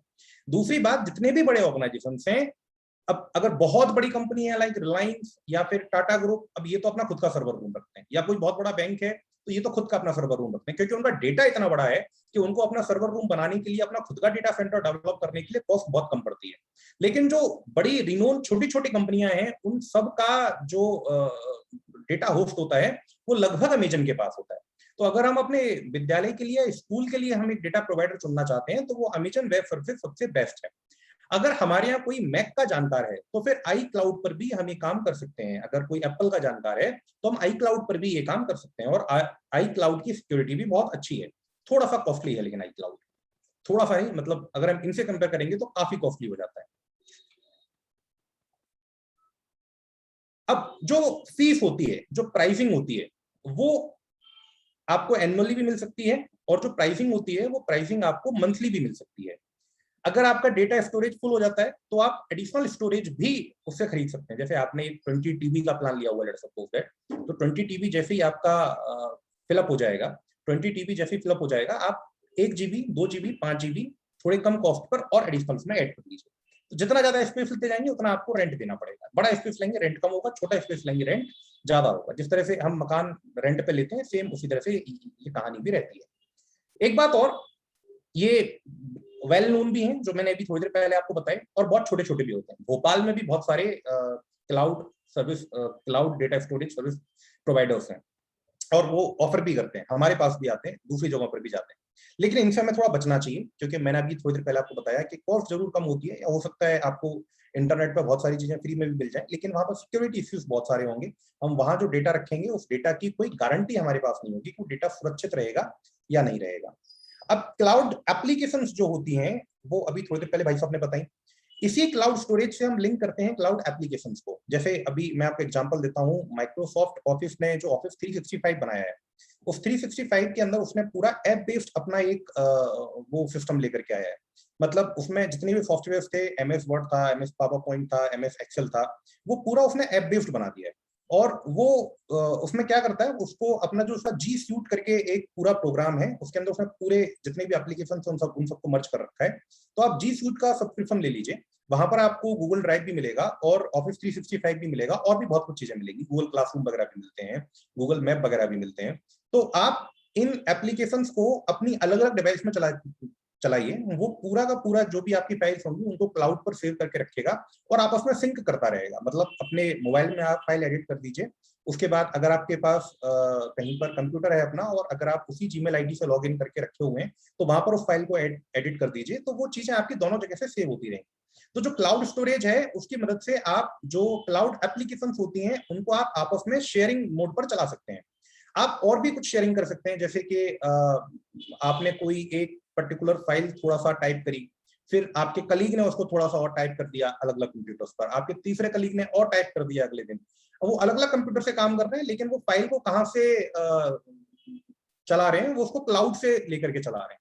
तो क्योंकि वो क्लाउड पर सेव हो रही है, तो अलग अलग आदमी को उसको बार बार हार्ड ड्राइव में रखने की या फिर अपने कंप्यूटर में सेव करने की जरूरत नहीं है। वो उसको एडिट करता है, सेव कर देता है, वो क्लाउड पर सेव हो गई, अगले आदमी ने उसको क्लाउड से ही एक्सेस किया, फिर से सेव कर दिया, तीसरे आदमी ने उसको फिर से एक्सेस किया और सेव कर दिया। तो माइक्रोसॉफ्ट ऑफिस नहीं, बहुत सारी एप्लीकेशन हैं, इवन अभी जितने भी नए ऐप डेवलप हो रहे हैं वो सभी क्लाउड एप्लीकेशन ही डेवलप हो रही हैं, और आप उनको क्लाउड स्टोर से लिंक करके आप उनको चला सकते हैं। अभी यहाँ पर मैंने आपको कुछ वीडियोस यहाँ पर रखे हुए हैं। ये जो प्रेजेंटेशन है इसके अंदर अगर आप क्लिक करेंगे, जैसे यहाँ पर मैं क्लिक करूंगा तो ये वीडियो अपने आप ओपन हो जाएगा। तो क्लाउड कंप्यूटिंग बेसिकली क्या होती है, उसके लिए मैंने एक वीडियो यहाँ पर रखा हुआ है, आप उसे देख सकते हैं, उसे समझ सकते हैं। सिमिलरली क्लाउड सिक्योरिटी के बारे में, क्योंकि मेरे पास समय थोड़ा सा कम था, तो उसके लिए भी मैंने एक वीडियो रखा हुआ है, छोटे छोटे वीडियोस हैं। वन ड्राइव को हम कैसे, वन नोट को हम कैसे एक्सेस कर सकते हैं, उसके लिए एक वीडियो मैंने यहाँ पर रखा हुआ था। वन ड्राइव फॉर बिजनेस, अगर हम अपने स्कूल के लिए इस चीज को लेकर के आना चाहते हैं तो हम उसको कैसे चला सकते हैं। वन ड्राइव का जो बेसिकली अकाउंट बनाना और भी उसके जो बेनिफिट्स हैं, उसकी जो प्राइसिंग है, वो आपको पूरी यहाँ पर इसके अंदर मिल जाएगी। एक वन ड्राइव अकाउंट को कैसे सेट करना है, क्योंकि मुझे लगता है गूगल ड्राइव आप सभी ने उसके ऊपर काम किया हुआ है, तो वन ड्राइव के लिए मैंने कुछ वीडियोस यहाँ पर रखे हुए हैं, तो वो चीज आपको मिल जाएगी। प्राइसिंग की बात कर लेते हैं। जो एक जनरल प्राइसिंग होती है वो 15 जीबी तक 10 जीबी तक लगभग सभी फ्री देते हैं। 100 जीबी तक का अगर आपको स्टोरेज चाहिए होता है तो 130 रुपीज पर मंथ या 1300 रुपीज पर ईयर लगता है। 200 जीबी तक 210 रुपए एक महीने के, या फिर 2100 रुपए एक साल के लगते हैं। 2 टीबी तक 650 रुपए पर मंथ या 65 रुपए पर ईयर लगते हैं। ये प्लान 16 टीबी तक जाते हैं। 16 टीबी के बाद प्लान कस्टमाइज हो जाता है। कस्टमाइज का मतलब आपको कंपनी को अपना एक लेटर भेजना, मतलब अपना एक प्रपोजल भेजना पड़ेगा, वहां से वो प्राइस भेजेगी आपको। वो उसको ओपनली डिस्क्लोज नहीं करते, वो बार्गेनिंग के बेसिस पे चलता है। जैसे आपको लेट सपोज दैट 1000 टीबी का स्टोरेज चाहिए, तो एक बड़े स्टोरेज प्रोवाइडर को आपको मेल करना पड़ेगा और अपना प्रपोजल भेजना, भैया हम इतना परचेज करना चाहते हैं। वो वहां से आपको प्राइस भेजेगा, फिर आप बार्गेनिंग कर लीजिए और नेगोशिएबल होते हैं वो पूरे प्राइस, तो वो आपको दे देगा। 16 टीबी तक 20 टीबी तक लगभग सब लोग ओपन रेट्स रखते हैं और वहां पर आप अपना एक क्लाउड स्टोरेज खरीद सकते हैं। तो जी ड्राइव मेरे ख्याल से सभी ने उपयोग किया होगा। आप वन ड्राइव भी उपयोग कर सकते हैं, अमेजन का सर्वर भी उपयोग कर सकते हैं, और जो ड्रॉप बॉक्स है या फिर इंडेक्स की डिस्क है उसका भी उपयोग कर सकते हैं। मैं आपको कुछ प्रैक्टिकल्स भी दिखा था, लेकिन क्योंकि मेरे पास समय नहीं है इसलिए मैं क्षमा चाहूंगा थोड़ा सा। मैं ऑलरेडी 5 बजे तक का काम, मतलब 5 बजे तक का समय ले सकता हूँ। तो अगर किसी को कोई डाउट है या कुछ प्रश्न है तो आप पूछ सकते हैं, नहीं तो फिर मैं अपनी बात यहीं पर समाप्त करूंगा। धन्यवाद भाई साहब। कोई प्रश्न हो तो चैट बॉक्स में लिखिए, चैट बॉक्स ओपन है। कोई प्रश्न हो श्री हरि जी भाई साहब से पूछना हो, तुषार गर्गे जी कुछ प्रश्न पूछना चाहते हैं। यस तुषार जी अनम्यूट कीजिए आप। तुषार जी अनम्यूट कीजिए। नमस्कार सर। जी पूछिए। बहुत अच्छा सेशन रहा और बहुत अच्छा तरीके से सर ने समझाया, सर को थैंक यू। सर मैं ये पूछना चाहता हूँ कि क्या हम लैपटॉप पे अगर कोई अपना वर्किंग कर रहे हैं किसी पर्टिकुलर सॉफ्टवेयर में, either in M S Word, M S PowerPoint, किसी में भी, तो डायरेक्ट ऑटोमेटिकली क्या हमारी गूगल ड्राइव पे सेव हो सकता है क्या? कोई कोई ऐसा प्रोसेस जिससे या वो सिंक हो जाए डेटा जैसे हमारे मोबाइल में होता है? सर माइक्रोसॉफ्ट असल में क्या है, एमएस वर्ड माइक्रोसॉफ्ट का सॉफ्टवेयर है। जी तो आप गूगल ड्राइव की जगह, गूगल ड्राइव में भी हो जाएगा, लेकिन अगर वन ड्राइव का उपयोग करेंगे तो बहुत आसानी से हो जाएगा। अगर आप वन ड्राइव का उपयोग कर रहे हैं तो दोनों माइक्रोसॉफ्ट के हैं, वो आपको एक फैसिलिटी देता है। जी जैसे अगर आप आई क्लाउड पे काम कर रहे हैं तो आपका मैकबुक, आपका आईपैड और आपका मोबाइल, ये तीनों आईफोन, ये तीनों सिंक रहते हैं आपस में। सिमिलरली अगर आप माइक्रोसॉफ्ट पे काम कर रहे हैं तो जी वन ड्राइव के थ्रू आपकी जितनी भी डिवाइस हैं जो सेम हॉटमेल के या आउटलुक के अकाउंट से मिलके बनी होंगी, तो जी आपको जी सिर्फ इतना सा काम करना है कि सेम हॉटमेल या आउटलुक के अकाउंट से लॉगिन करके रखना है। अगर आप ऐसा करके रखते हैं तो आप एक ही फाइल को वन ड्राइव पे सेव करके अलग अलग जगह से एक्सेस कर सकते हैं बड़ी आसानी से, जी sir, thank you automatic sir. होगी। और सर ये सबसे अच्छा तरीका होता है। मतलब जो पहले एक दिक्कत होती थी कि हम सेव करना भूल गए या फिर कोई और दिक्कत हुई, हमारा कंप्यूटर खराब हो गया, हमारा पूरा डेटा लॉस हो गया, फाइल हमारी चली गई, आप एक वन ड्राइव अकाउंट बना लीजिए। और माइक्रोसॉफ्ट वर्ड की जो फाइल होती है सर, वो मुश्किल से 250 500 केबी या बिल्कुल 1 MB 2 MB की होती है, बड़ी बड़ी फाइल्स। जी वो ऑटोमेटिक सेव होती रहती है वन ड्राइव पर, और वो हमेशा के लिए रहेंगी, और वो फ्री मिलता है उतना स्पेस। मतलब मेरे ख्याल से 15-20 जीबी के ऊपर का स्पेस की जरूरत पड़ेगी नहीं अगर हमें केवल एमएस वर्ड एमएस एक्सेल में काम करना है। तो वो बहुत बेस्ट तरीका है वन ड्राइव का उपयोग करके। Thank you sir, thank you very much. धन्यवाद भाई साहब। धन्यवाद तुषार जी। आपने एक अच्छा प्रश्न सबके लाभ के लिए पूछा। चलिए हरी जी भाई साहब की क्या 5 बजे से कक्षाएं रहती हैं, उनका भी मैं धन्यवाद करता हूँ। और उन्हीं के उसमें एक वीडियो और देखें। धन्यवाद। इस वीडियो को कोई नाम दीजिए फटाफट चैट बॉक्स में। Yes technology. इस वीडियो को कोई नाम दीजिए। Yes no voice. इस वीडियो को कोई नाम दीजिए। ठीक, धन्यवाद भाई साहब। हाँ ठीक कहा आपने। डिपेंडेंसी, हाँ मतलब तकनीक के भी हम इतने मतलब तकनीक का उपयोग तो करें और हम इतने पंगु ना बन जाए। ठीक है, बहुत बढ़िया, धन्यवाद। और आगे बढ़ते हैं। केशव कुमार कुमार जी भाई साहब हमारे बीच में सीतामढ़ी से जुड़े हैं, एक नया विषय लेने वाले। केशव जी। राकेश भाई साहब, मैं एक छोटी सी बात और बोलना चाहूंगा। जी जी जी भाई साहब। अभी एक छोटा सा प्रश्न आया था कि मैं 2 मिनट में कंप्लीट करूंगा। एक छोटा सा प्रश्न आया था कि अगर हमें फाइल्स को कभी भी अपलोड करना होता है और इंटरनेट कनेक्शन स्लो होता है, तो उसके लिए हम क्या कर सकते हैं। तो आजकल जितने भी नए मोबाइल आ रहे हैं उन मोबाइल्स के अंदर एक नया फीचर आया हुआ है, उसमें वाईफाई और डेटा, मोबाइल का डेटा दोनों एक साथ काम करते हैं। मतलब अगर आप किसी वाईफाई जोन में बैठे हुए हैं और वाईफाई की स्पीड भले भी कम है और आपके डेटा की स्पीड भी कम है, आपका जो सर्विस प्रोवाइडर है, तो आजकल लगभग हर मोबाइल के अंदर आप थोड़ा सा भी उसको एक्सेस करेंगे समझ में आ जाएगा। आप दोनों को एक साथ ऑन कर सकते हैं और फिर दोनों सपोर्ट लेंगे अगर लंबी फाइल को अपलोड करना है, और किसी भी क्लाउड के ऊपर आपकी फाइल कंपैरेटिवली जल्दी अपलोड हो जाएगी अगर आप दोनों को एक साथ ऑन कर देंगे, आपका वाईफाई भी एक साथ ऑन रहे और आपका डेटा भी ऑन रहे। धन्यवाद, धन्यवाद भाई साहब, धन्यवाद। और हरीश जी भाई साहब ने ये बहुत महत्वपूर्ण जानकारी हम लोगों के लिए दी है कि दोनों डाटा का उपयोग भी हम कर सकते हैं, मोबाइल और वाईफाई दोनों डाटा। चलिए केशव जी हमारे बीच में एक हार्डवेयर इस विषय को लेकर आ रहे हैं, सीधे ही मैं केशव जी से आग्रह करता हूँ, सीतामढ़ी से जुड़े हैं और इस विषय को रखेंगे। केशव जी स्वागत है आपका। जी नमस्कार, नमस्कार सबों को। कल भाई साहब ने हम सबों के बीच कुछ चित्र रखे थे और हम सबों से निवेदन किया था कि इसे सर्च करें क्या है। लगभग सभी लोगों ने उसके जवाब भी दिए थे। कुछ नए लोग भी हैं इसमें, तो उनके लिए यह एक विषय है कंप्यूटर हार्डवेयर। और हम सभी आते हैं कंप्यूटर हार्डवेयर पे।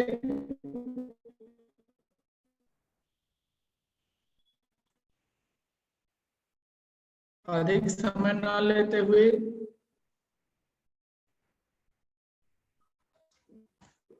सबसे पहले हार्डवेयर समझने से पहले थोड़ा यह समझ लेना आवश्यक है कि कंप्यूटर का एक कॉमन चीज क्या है।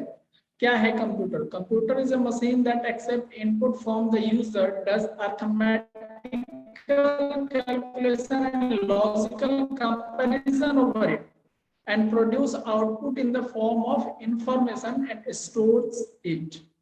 यहाँ दो चीजें हमें समझने वाली हैं, arithmetical calculation and logical comparison. Arithmetic mathematicals के जितने भी आप सिंबल्स देख रहे हैं वो सारे कैलकुलेशन हो, और लॉजिकल कंपैरिजन मींस कि लॉजिकली भी वर्क ये करता है, स्मॉलर देन, ग्रेटर देन, तो ये कुछ लॉजिकल फंक्शंस होते हैं। ये सिंपल एक डिफिनेशन है कंप्यूटर का। अगर बढ़ते हैं कि कंप्यूटर काम कैसे करता है, ये पूरे शॉर्ट में हम आज समझेंगे। तो सबसे पहला काम होता है कंप्यूटर में इनपुट, उसके बाद जब हम आगे बढ़ते हैं तो आता है प्रोसेस, और उसके बाद आउटपुट हमें मिलता है। तो हार्डवेयर जो होते हैं वो इस तीन कैटेगरी में बटे हुए हैं, input, process and output. Input device, processing device and to the computer. इन में सीधा समझने वाली बात है, कुछ बच्चों को बताना हो या हमें समझना हो। आज तक हो सकता है अगर हमें कोई समस्या हो कि इनपुट कौन कौन से डिवाइसेस इनपुट, तो माइंड में बच्चों को सीधा बताना है मींस कि कंप्यूटर में हम कोई भी डेटा या इंफॉर्मेशन दे रहे हैं और उसके लिए जिन भी सिस्टम का प्रयोग करते हैं, जिस हार्डवेयर का यूज किए, वो सारे हार्डवेयर क्या हो गए? Input devices. और वो प्रोसेस जिसके द्वारा हम कंप्यूटर में दे रहे हैं वो प्रोसेस इनपुट हमारा। और process is the manipulation of data, processing can be done by CPU. और जब हम ऑर्डर दे कंप्यूटर को इनपुट कर दिया तो कंप्यूटर जो वर्क आउट करता है उस डेटा पे, उस डेटा को प्रोसेस कहते हैं। और इस प्रोसेस में जितने डिवाइसेज यूज होते हैं वो सारे प्रोसेसिंग डिवाइसेज होते हैं। आउटपुट जो हमें रिजल्ट मिला, रिजल्ट और जो रिजल्ट हुआ आउट आता है, और रिजल्ट हम पहुंचाने के लिए जितने भी डिवाइसेज यूज हुए वो सारे क्या हो गए? तो आउटपुट डिवाइसेज हो गए। अब कंप्यूटर में दो चीजें होती हैं, एक कंप्यूटर हार्डवेयर और एक सॉफ्टवेयर। हार्डवेयर जो हमें दिख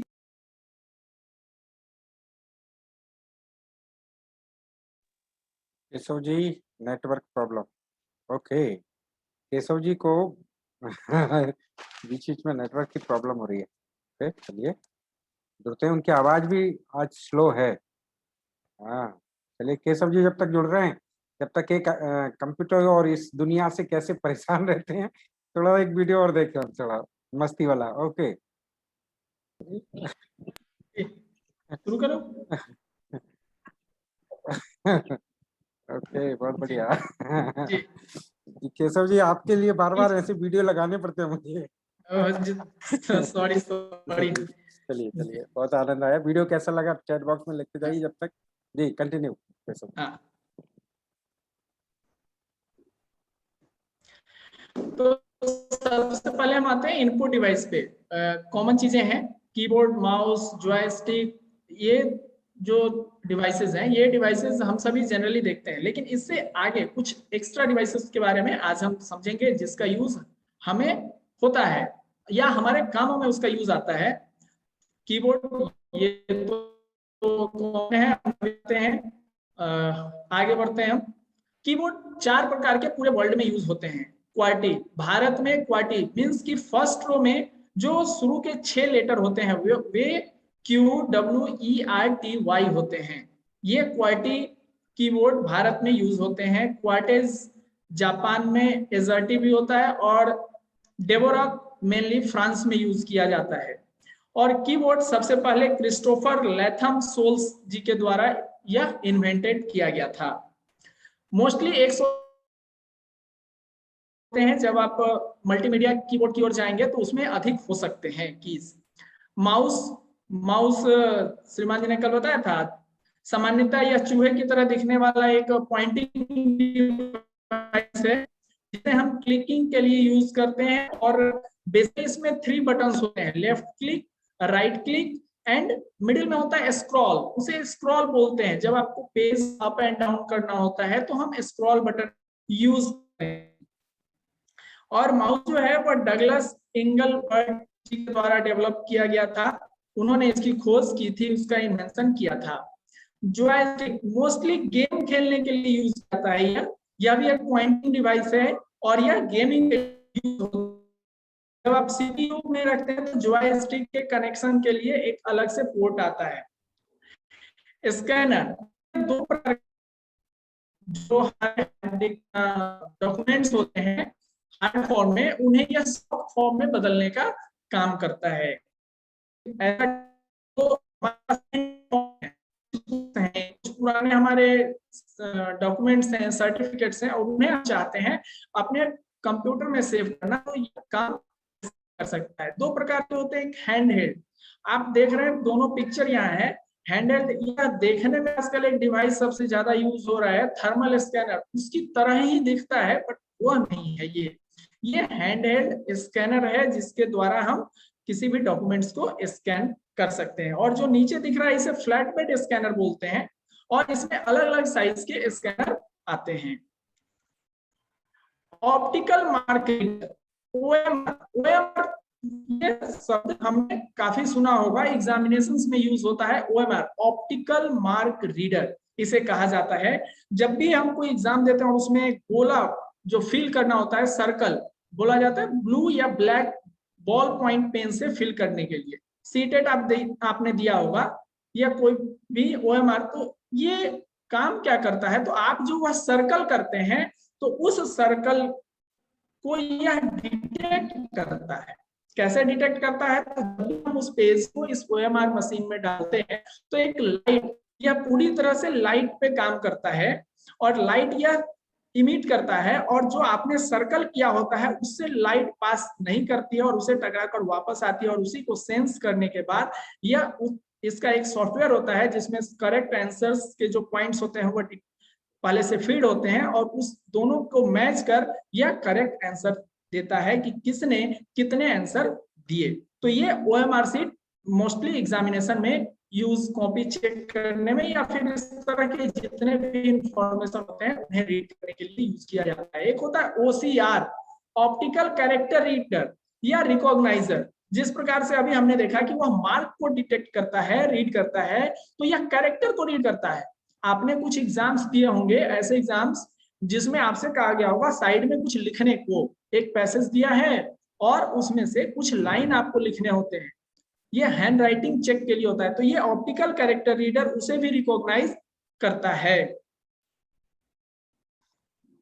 मैग्नेटिक इंक कैरेक्टर रीडर, हम सभी इसे डायरेक्ट तो यूज नहीं करते हैं बट हो सकता है कुछ लोग करते हो, मैक्सिमम इसे इनडायरेक्टली यूज करते हैं। कैसे, तो इस प्रकार कि हम सभी चेक अपना साइन करके देते हैं और वर्तमान समय में जितने भी चेक हैं उन सभी पे एक कोड होता है और उस कोड को पढ़ने का काम ये मैग्नेटिक इंक कैरेक्टर रीडर करता है। आप जब अपना चेक देखेंगे तो उसमें लेफ्ट साइड में बॉटम साइड एक छोटी सी पट्टी बनी रहती है, जो आप नंगी आंखों से देखेंगे तो वह आप देख नहीं सकते कि उस पर क्या लिखा है, लेकिन उस चेक को ये जब इस मैग्नेटिक इंक कैरेक्टर रीडर में लगाया जाता है तो उस पे लिखे हुए सारे इंफॉर्मेशंस को यह डिटेक्ट करता है और शो करता है।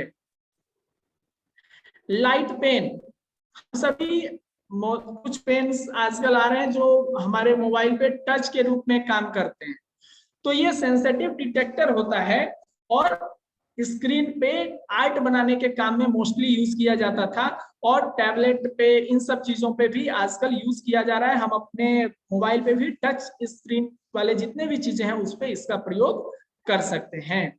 बारकोड रीडर, हम सभी किसी शॉपिंग मॉल्स में गए होंगे करना है तो वहां काउंटर, कैश काउंटर पे जो व्यक्ति होता है वो अपने हाथ में इस प्रकार का जो डिवाइस है, इस डिवाइस को उस जो सामान होता है उस पे, ये जो नीचे आपको कुछ धारियां दिख रही है 4096526, तो इन सभी इस पे वह क्लिक करता है। ये रैंडम बार होते हैं, इस बार पर क्लिक करने के बाद वो कंप्यूटर इससे संबंधित फुल डिटेल्स, जो पूरी डाटा होती है उनके स्क्रीन में वो आ जाता है, और इस प्रकार उस प्रोडक्ट की सारी डेटा को यह पढ़ने का काम करता है। माइक्रोफोन हम सब यूज करते हैं, शॉर्ट में से ही माइक कहा जाता है, पूरा नाम माइक्रोफोन है, हमारे मोबाइल्स में भी होता है और हम सभी किसी प्रोग्राम में जाते हैं तो वहां माइक्रोफोन, शॉर्ट में हम इसे ही माइक के नाम से जानते हैं।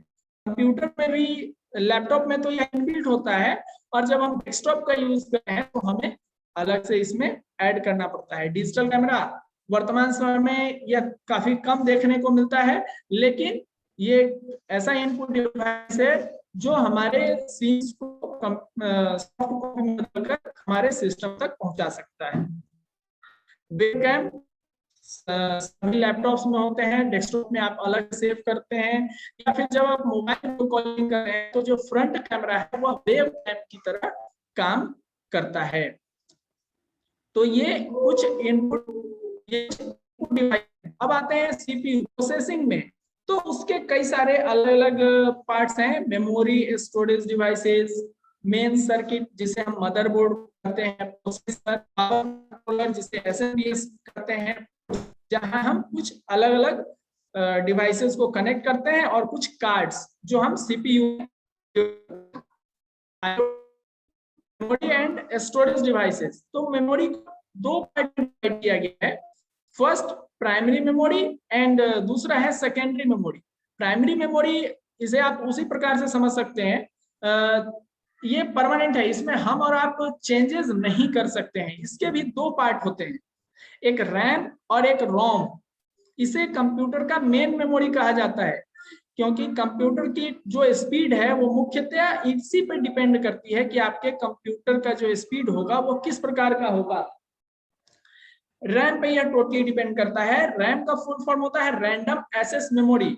आप शॉर्ट में यह समझ लें कि आपके सिस्टम में जितने भी सॉफ्टवेयर इंस्टॉल्ड हैं, जब आप उसे ओपन करते हैं तो उसका जो एक्सेसिबल फाइल है वह टेम्पररी रैम में ट्रांसफर होता है, और रैम की जगह को वह लेता है और वहीं पे काम होता है, और जैसे ही आप उसे सेव करते हैं तो वह फिर आपके जो हार्ड डिस्क है वहां वह सेव हो जाता है, वहां चला जाता है। तो ये शॉर्ट में समझने के लिए आप इस प्रकार इसे समझ सकते हैं, रैंडम एक्सेस मेमोरी इस प्रकार काम करता है। रीड ओनली मेमोरी है, इसमें हम कुछ चेंज भी नहीं कर सकते।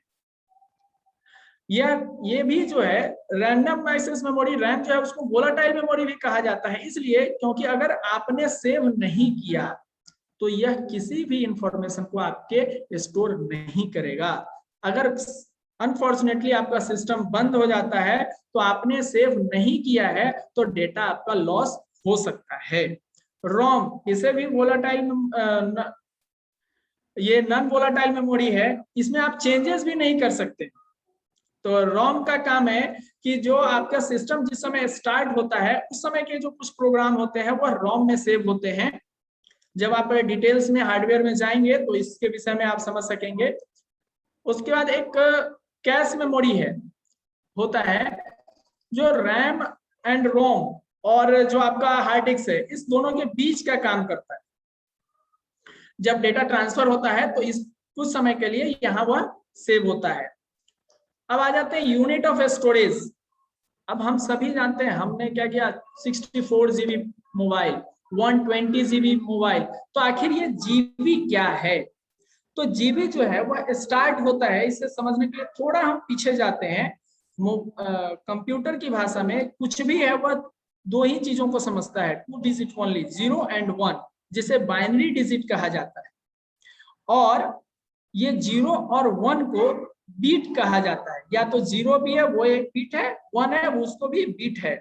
और 4 बीट मीन्स कि 0 और 1 में से किसी 4 को अगर हम कंबाइन करते हैं तो वह एक निबल होता है। और 8 इस प्रकार के 0 और 1 के 8 ग्रुप को मिलाते हैं तो वह बाइट में कन्वर्ट होता है। और इसी प्रकार आप जब बाइट जाएंगे तो फिर बाइट से यह किलोबाइट केबी में होता है 10, और फिर केबी मेगाबाइट, फिर 1024 MB जोड़ते हैं तो फिर वह एक जीबी होता है गीगाबाइट, और फिर जब आप 1024 GB ऐड करते हैं तो वह 1 टेराबाइट होता है। तो इस प्रकार से यूनिट ऑफ स्टोरेज मीन्स कि इतने बाइट्स, इतने ऑर्डर को वह स्टोर कर सकता है। कंप्यूटर सिर्फ 0 और 1 की भाषा को समझता है। सेकेंडरी मेमोरी, कल हमने काफी चीजें देखी थी सेकेंडरी मेमोरी में, जिसमें मैग्नेटिक डिस्क जिसे हार्ड डिस्क कहते हैं, वह hard disk, optical disc, CD, DVD, Blu ray disc, ये तीन चीजें होती हैं। सीडी, डीवीडी और ब्लू रे डिस्क किस आधार पे? तो स्टोरेज कैपेसिटी के आधार पे ऑप्टिकल डिस्क जो है वह 3 प्रकार के होते हैं, CD, DVD, Blu ray disc. Flash memory means जिसे हम अपने साथ ट्रेवल कर सकते हैं, वैसे devices, pen drive, memory stick means memory card, जिसे हम कॉमन लैंग्वेज में मेमोरी कार्ड कहते हैं, वो पेन ड्राइव, ये फ्लैश मेमोरी के अंतर्गत आते हैं। मदरबोर्ड, ये जो आपको एक पिक्चर दिख रहा है, यह सीपीयू के अंदर लगा होता है, और लैपटॉप में भी यह होता है, बट लैपटॉप में इसका साइज थोड़ा छोटा हो जाता है। और जितने भी इक्विपमेंट आप समझते हैं या सोच सकते हैं कि कंप्यूटर के साथ कितने भी हार्डवेयर हो, वो सारे हार्डवेयर इस मदरबोर्ड के साथ ही जुड़ते हैं, और मदरबोर्ड के द्वारा ही वो सारे कंट्रोल किए जाते हैं। इसमें ही पोर्ट्स होंगे, इसमें ही रैम डायरेक्टली मदरबोर्ड से ही कनेक्ट होगा, प्रोसेसर भी डायरेक्ट मदरबोर्ड से कनेक्ट होते हैं। आप बस ये समझ सकते हैं कि जितने भी डिवाइसेस आप सोच सकते हैं, सारे के सारे डिवाइसेस डायरेक्टली पहले मदरबोर्ड से कनेक्ट होते हैं। उसके बाद मदरबोर्ड एक सर्किट बोर्ड है जो इंस्ट्रक्शन, ऑपरेटिंग सिस्टम और हमारे इंस्ट्रक्शन के अकॉर्डिंगली उनके बीच आपस में तालमेल बिठाकर कार्य करता है। एसएमपीएस, ये स्विच मोड पावर सप्लाई। एक बात और जाननी जरूरी है कि जो मदरबोर्ड है वह डीसी डायरेक्ट करंट पे काम करता है, और सबके लिए अलग अलग वोल्टेज चाहिए या क्वांटिटी चाहिए इलेक्ट्रिसिटी पावर की। तो एसएमपीएस हर एक जो पार्ट होते हैं मदरबोर्ड को, उसे अलग अलग इलेक्ट्रिसिटी प्रोवाइड करता है। प्रोसेसर जो है वह मेन प्रोसेसिंग का काम इसी डिवाइस के द्वारा किया जाता है। इसकी स्पीड जो है वह हम लोग हर्ट्ज में काउंट करते हैं, और कॉमन बोलचाल की भाषा में सीपीयू कह देते हैं। हम कहते हैं सीपीयू, नो, सीपीयू तो एक पूरा सिस्टम है, सिर्फ प्रोसेसर सीपीयू नहीं है। हाँ, लेकिन प्रोसेसर जो है वह मेन प्रोसेसिंग डिवाइस है, जिसके द्वारा सभी प्रोसेसिंग के काम किए जाते हैं। अभी वर्तमान में कोर i3, i5 इस तरह के तक प्रोसेसर आ गए हैं, और ये तो इंटेल के हैं, और भी कई सारी कंपनियां जो है वह प्रोसेसर बनाती है। दुनिया में सबसे ज्यादा प्रोसेसर इंटेल के यूज होते हैं।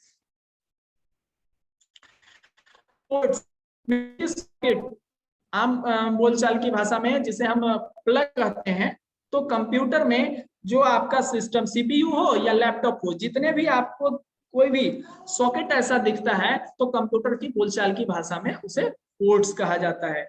जिसमें हम यूएसबी भी होता है, पेन ड्राइव भी जहां लगाते हैं वह भी पोर्ट है, उसे यूएसबी पोर्ट कहते हैं। जहां हम सीपीयू में अपने मॉनिटर का वीजीए केबल लगाते हैं, विजुअल ग्राफिक्स एडेप्टर, तो उसे वीजीए पोर्ट कहते हैं। तो जिस प्रकार का जिस काम का पोर्ट होगा वह उसी के नाम से पोर्ट जाना जाता है। अगर ऑडियो जैक हेडफोन का लगाएंगे तो ऑडियो पोर्ट, नेटवर्क के केबल लगाएंगे तो नेटवर्क पोर्ट, इस तरह से यूज होता है। पहले जो सीपीयू आते थे उसमें कई प्रकार के कार्ड यूज किए जाते थे, जैसे ग्राफिक्स कार्ड है, साउंड कार्ड है, क्योंकि उनके लिए उसके अंदर कुछ प्रोग्राम या आप कह सकते हैं कुछ प्रोग्रामिंग नहीं हो सकती थी, नहीं, उस समय टेक्नोलॉजी काफी पीछे थी। अभी आप जब लेते हैं तो कार्ड अभी भी आप यूज कर सकते हैं, जैसे ग्राफिक्स कार्ड, आपको ग्राफिक्स बढ़ाना है, अच्छी ग्राफिक्स चाहिए तो आप कार्ड यूज कर सकते हैं, लेकिन अभी इनबिल्ट भी आ रहे हैं। कुछ आउटपुट डिवाइस कॉमन है, मॉनिटर ये तो हम सभी जानते हैं, जो हमें रिजल्ट हमारे स्क्रीन पे दिखाता है। मॉनिटर के बिना तो कंप्यूटर पूरा ही नहीं हो सकता है, या स्क्रीन हम कह लें, लैपटॉप अगर यूज कर रहे हैं तो वह स्क्रीन होगा। इसके भी कई प्रकार हैं, अभी वर्तमान में एलईडी और एलसीडी चल रहे हैं, इससे पहले सीआईटी चला करते थे बड़े वाले, जिसमें कैथोड रे ट्यूब का इस्तेमाल होता था, और अभी जो है वह एलसीडी और एलईडी, लाइट इमिटिंग डायोड और लिक्विड क्रिस्टल डिस्प्ले, ये 3 प्रकार के मॉनिटर यूज हुए हैं। प्रिंटर कई प्रकार के होते हैं, और इम्पैक्ट, नॉन इम्पैक्ट, और जब आप डिटेल्स में जाएंगे तो फिर इम्पैक्ट के भी कई सारे प्रकार हैं, नॉन इम्पैक्ट के भी कई सारे प्रकार हैं। तो इस प्रकार से प्रिंटर भी एक बहुत ही महत्वपूर्ण हमारा आउटपुट डिवाइस है। स्पीकर, जिससे हमें आवाज मिलता है। तो ये थे कुछ हमारे कॉमन आउटपुट डिवाइसेस, और ये कुछ एक्सरसाइजेस हैं, आपके पास पीडीएफ जाएंगे तो आप अगर इन क्वेश्चंस को स्टडी करेंगे और इनके उत्तर खोजने की कोशिश करेंगे तो आपको कंप्यूटर के हार्डवेयर के विषय में काफी अच्छी जानकारी हो सकेगी। धन्यवाद। धन्यवाद भाई साहब। केशव जी, बहुत रुचिकर आपने ये विषय रखा, काफी लोगों ने चैट बॉक्स में लिखा है, बहुत नाइस एक्सप्लेन। एक बार आप लोग अनम्यूट करके एक बार जोरदार तालियां केशव जी के लिए बजा सकते हैं। अनम्यूट कीजिए सभी, और एक बार सबकी आवाज आना चाहिए।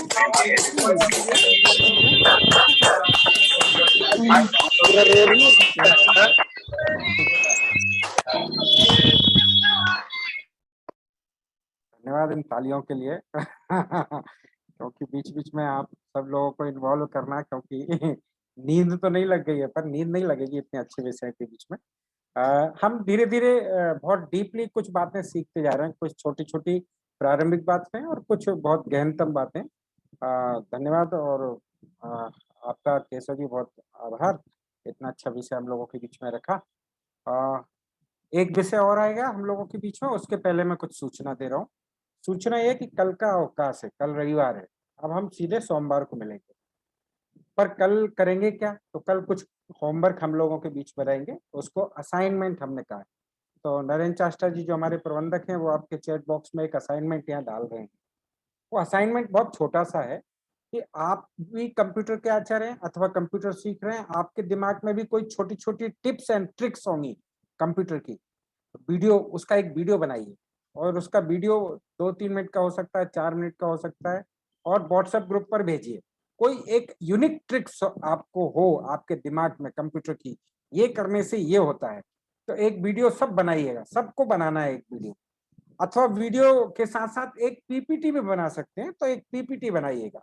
ये कल के लिए असाइनमेंट, कल रविवार है, हमें काफी समय मिलेगा वीडियो बनाने के लिए।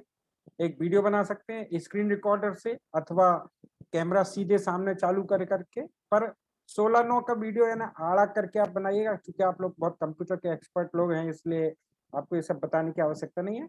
सभी ने एक वीडियो बनाकर व्हाट्सएप ग्रुप पर भेजना है एक, और एक सुंदर सी पीपीटी बनाना है जिसमें कंप्यूटर के अलग अलग विषय, टिप्स एंड ट्रिक्स को सम्मिलित किया गया हो, नई यूनिक बातें। देखिए देश भर के लोग जुड़े हुए हैं, आपके वीडियो सब एक दूसरे को देखेंगे, उनको दिखाई देंगे, आपकी पीपीटी एक दूसरे को दिखाई देगी, वो बाकी सबके लिए, पूरे देश भर के विद्यार्थियों के लिए बड़े लाभकारी होंगे।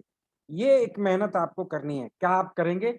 Yes and no chat box में लिख दीजिए फटाफट, यस करेंगे, नो नहीं करेंगे, दोनों लिख सकते हैं। यस यस करेंगे भाई, ये देखिए नो ज्यादा लिख रहे हैं क्या? ना ना यस लिख रहे हैं भाई सब। ओके ओके यस लिख रहे हैं। ये चेक बॉक्स में हम लोगों के लिए एक असाइनमेंट आया। आज की प्रश्नोत्तरी के भी उत्तर आप लोग दीजिएगा। आपको वो 10 प्रश्न प्रतिदिन नरेंद्र चाष्टा जी यहाँ पर डालते हैं। पीडीएफ भी आपको मिलती है उसमें, और आपकी ये प्रश्नोत्तरी भी होती है, तो व्हाट्सएप ग्रुप पर भी मिलेगी अथवा नरेंद्र चाष्टा जी यहाँ डालेंगे। असाइनमेंट हो गए। असाइनमेंट में पीपीटी वीडियो बनाना है और प्रश्नोत्तरी का उत्तर देना है। ये 2 काम आपके लिए मैंने बताए हैं, आप इन सब कामों को करेंगे। हिंदी विषय पर बना सकते हैं मनोहर लाल जी। मनोहर लाल जी बना सकते हैं तो, पर कंप्यूटर विषय की हो तो बहुत ही अच्छा है। मनोहर लाल जी चूंकि अभी नए जुड़े हैं कंप्यूटर के लिए, इसलिए वो उनके लिए खुला है। चलिए, तो ये काम है, कल का अवकाश रहेगा, सोमवार को हम लोग मिलेंगे। पर अभी एक विषय और रह गया है हमारे बीच में, वो लेकर आ रहे हैं अमरीश रंजन जी ओझा।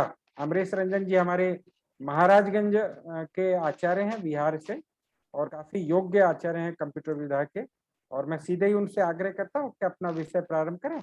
अमरीश रंजन जी। जी नमस्कार। नमस्कार भाई साहब, स्वागत है आपका। आज तो बड़े सभी स्मार्ट लग रहे हैं, और आपका पीछे का कैमरा भी जो है बड़ा वो ठीक है जी। धन्यवाद धन्यवाद भैया, धन्यवाद सभी को, धन्यवाद।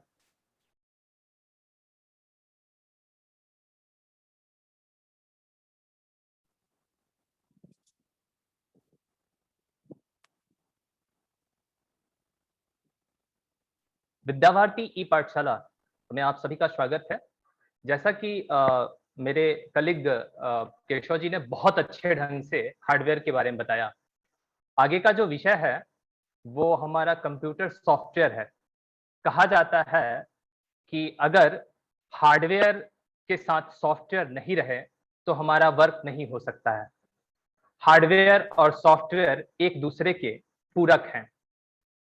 अगर हम बात करें तो अगर हम बहुत हार्डवेयर महंगा खरीद लिए, कंप्यूटर्स का बहुत सारा सेटअप हमने लगा रखा और उसमें सॉफ्टवेयर नहीं डाला तो हमारा काम अधूरा रह जाएगा।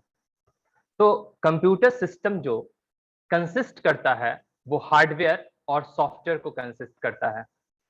हार्डवेयर को हमने समझ रखा है, अब हम समझेंगे सॉफ्टवेयर के विषय में। आवाज मिल रही है? जी आ रही आ रही आ रही। जी धन्यवाद, कंफर्मेशन के लिए पूछा, ठीक है धन्यवाद। तो सॉफ्टवेयर, हार्डवेयर और सॉफ्टवेयर एक दूसरे के पूरक हैं। सॉफ्टवेयर के इतिहास के बारे में अगर हम बात करें तो लेडी एडा लवलेस जो थी वो दुनिया की सबसे पहली प्रोग्रामर थी जिन्होंने प्रोग्राम्स को डेवलप किया और फर्स्ट कंप्यूटर प्रोग्रामर बनी।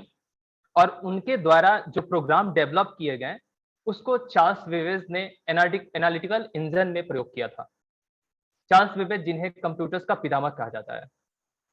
एक एलन ट्यूरिंग जो थे वो 1935 में सॉफ्टवेयर का सिद्धांतिक प्रिंसिपल जो रूल्स होते हैं उसको उन्होंने रखा, और कंप्यूटर साइंस और कंप्यूटर इंजीनियरिंग ये दोनों के शैक्षणिक जो उन्होंने विषय रखा इस क्षेत्र में उन्होंने रखा। एलन टर्निंग ने सर्वप्रथम सॉफ्टवेयर का जो सिद्धांत लिखा वो अपने निबंध में लिखा। 1940 के अंत में जो फर्स्ट स्टोरेज डिजिटल जो सॉफ्टवेयर बाइनरी कोड में लिखे गए वो मेनफ्रेम कंप्यूटर के लिए लिखे गए थे। ये सॉफ्टवेयर के बारे में कुछ नोट्स थे। आगे हम देखते हैं। अगर कहा जाए कि सॉफ्टवेयर क्या है, सॉफ्टवेयर हम किसे कहेंगे, तो ये जस्ट वाइस वर्सा है। हार्डवेयर को हम लोग छूते हैं, देखते भी हैं। जैसे माउस को हम लोग छूते हैं, माउस को अगर हम छूते हैं देखते भी हैं। कीबोर्ड को हम लोग देखते हैं, छूते हैं। मॉनिटर पर अभी हमारे स्क्रीन पे जो चीज दिखाई दे रहा है अगर उसे हम छूने का प्रयास करें तो हम उसे नहीं छू पाएंगे। अगर हम छूने जाएंगे तो हमारे सामने जो टच होगा वो हमारा स्क्रीन होगा। तो स्क्रीन क्या हुआ? मेरा हार्डवेयर हुआ। लेकिन कंप्यूटर के अंदर जो चल रहे हैं, जो कंप्यूटर के अंदर दिखाई दे रहे हैं, सिर्फ दिखाई दे रहे हैं, जिसे हम छू नहीं सकते हैं, वो मेरा क्या है? सॉफ्टवेयर है। वो सॉफ्टवेयर है। तो सॉफ्टवेयर क्या है? ए सेट ऑफ प्रोग्राम। प्रोग्राम का एक सेट ऑफ जो है वो हमारा सॉफ्टवेयर है। आप अक्सर सुने होंगे कि प्रोग्राम, अक्सर हम लोग वर्ड यूज भी करते हैं आमतौर पे कि प्रोग्राम, हम यहां जाने का प्रोग्राम बना रहे हैं, हमारा ये प्रोग्राम है। तो प्रोग्राम हम कभी भी बनाते हैं तो मतलब वो क्या है, प्री है, पहले से डिफाइन किया हुआ है, पहले से वो डिफाइन हुआ है कि हमको करना क्या है, हमको जाना कहाँ है, कैसे जाना है, क्या करना है, तो हम प्रोग्राम कहते हैं। जैसे अभी 15 अगस्त आने वाले हैं, तो 15 अगस्त आने वाले हैं तो हम कहते हैं कि हमारे विद्यालय में 15 अगस्त के कार्यक्रम होने वाले हैं, प्रोग्राम होने वाले हैं। हम तो ऐसा नहीं कहते हैं कि 15 अगस्त कोई एक्सीडेंट होने वाला है, एक्सीडेंट जो अचानक घटित हो जाए, और प्रोग्राम जिसे हम पहले से पूर्व सुनियोजित करके उसको करें। तो सॉफ्टवेयर भी, जब सॉफ्टवेयर जो मेरा होता है एक सेट ऑफ प्रोग्राम होता है।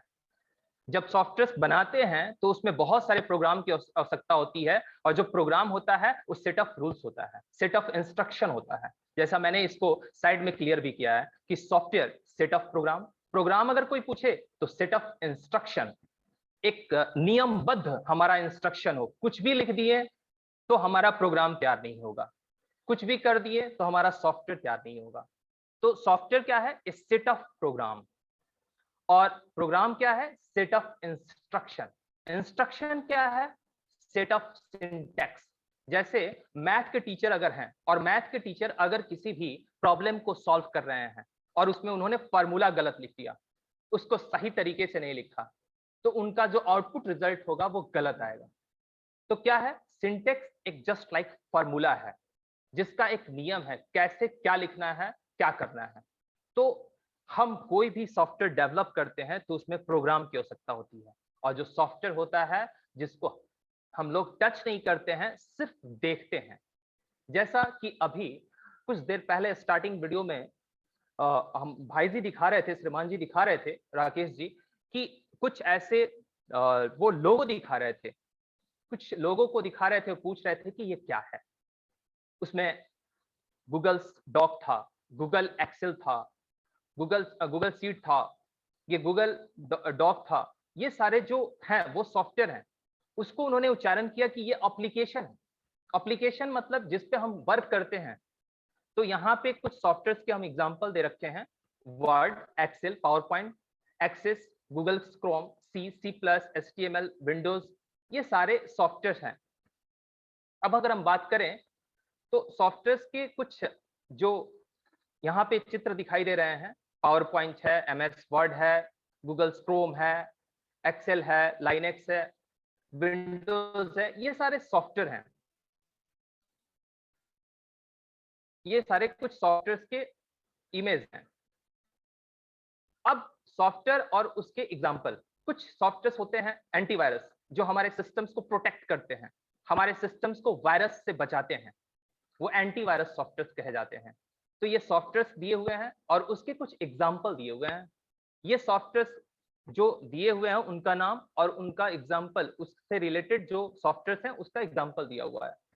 तो इसको मैंने इस PDF में तैयार कर रखा है, जो आपके ग्रुप में भी जाएंगे।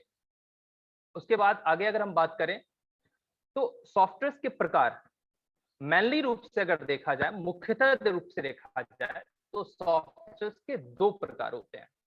एक होता है हमारा सिस्टम सॉफ्टवेयर और दूसरा होता है हमारा एप्लीकेशन सॉफ्टवेयर। नाम से ही इसके काम पता चलते हैं। अगर हम बात करें सिस्टम सॉफ्टवेयर के बारे में, तो computer is also known as the system. Computers को हम लोग सिस्टम के नाम से भी जानते हैं। और सिस्टम सॉफ्टवेयर मतलब कि वैसे सॉफ्टवेयर जो सिस्टम को मदद करें, जो कंप्यूटर को चलने में मदद करें, जो कंप्यूटर के लिए हेल्पफुल हो, जो कंप्यूटर्स के वर्क में हेल्पफुल हो, वो हमारा होता है सिस्टम सॉफ्टवेयर। और application software, which type of software that is used for the user. जब अगर कोई यूज करने वाला अपने काम के उद्देश्य के अनुसार किसी भी एप्लीकेशन को चूज करता है कि हमें इस एप्लीकेशन पे काम करना है, एक्सेल पे काम करना है, पावर पॉइंट पे काम करना है, वर्ड पे काम करना है, तो ये सारे जो सॉफ्टवेयर होते हैं उनको कैटेगराइज करके हम रखते हैं एप्लीकेशन सॉफ्टवेयर में। उसको भी हम आगे देखेंगे। ये सिस्टम सॉफ्टवेयर, जैसा कि मैंने बताया अभी कि system software provide the basic function that are performed by the computer. It is necessary for the functioning of computer. System software क्या होता है? वो बेसिक्स जो फंक्शंस प्रोवाइड करते हैं वो प्रोवाइड करते हैं यूजर्स के लिए, सॉरी कंप्यूटर के लिए। और ये फंक्शन जो करते हैं वो जरूरी होता है कंप्यूटर के लिए। For example operating system.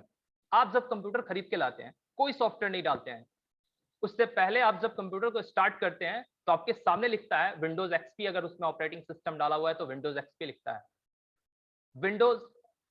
Windows operating system है तो विंडोज ऑपरेटिंग सिस्टम लिखेगा, लाइनक्स है तो लाइनक्स लिखेगा, यूनिक्स है तो यूनिक्स लिखेगा। तो ये ऑपरेटिंग सिस्टम पहले से पड़ा होता है कंप्यूटर सिस्टम, जो कि कंप्यूटर्स को मदद करता है चलने में। आप कंप्यूटर स्टार्ट करके छोड़ देते हैं, वो धीरे धीरे प्रोसेस करता है और देन आफ्टर अपने जो स्थान है वहां पे तक पहुंच जाता है, अपने गंतव्य स्थान तक। आप उसको बस प्रोसेस करके छोड़ देते हैं। तो ये प्रोसेसिंग करने में, कंप्यूटर्स को स्मूथली चलाने में उसके अंदर जो मदद कर रहा है वो हमारा होता है system software. Assembler, compiler, interpreter, ये सारे सिस्टम सॉफ्टवेयर के एग्जाम्पल हैं। आगे हम बात करते हैं एप्लीकेशन सॉफ्टवेयर के बारे में। Application software is used by the user to perform a specific task. अगर हमें बच्चों का रिजल्ट बनाना है तो बच्चों के रिजल्ट बनाने के लिए हमको क्या चाहिए? कॉलम और रो की रिक्वायरमेंट पड़ेगी, क्योंकि हम उसमें बच्चों का नाम लिखेंगे, सब्जेक्ट लिखेंगे, उसका क्या मार्क्स आया, उसके बाद लास्ट में टोटलिंग परसेंटेज निकालते हैं। तो इसके लिए हमारा जो हम चॉइस करेंगे, जो चूज करेंगे हम सॉफ्टवेयर, वो कौन सा है? MS Excel.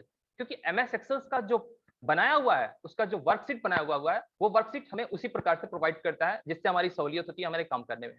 अगर हमको प्रेजेंटेशन बनाना है तो प्रेजेंटेशन के वक्त हम MS एक्सेल नहीं खोल सकते हैं, प्रेजेंटेशन के वक्त हम MS पावर पॉइंट खोलते हैं।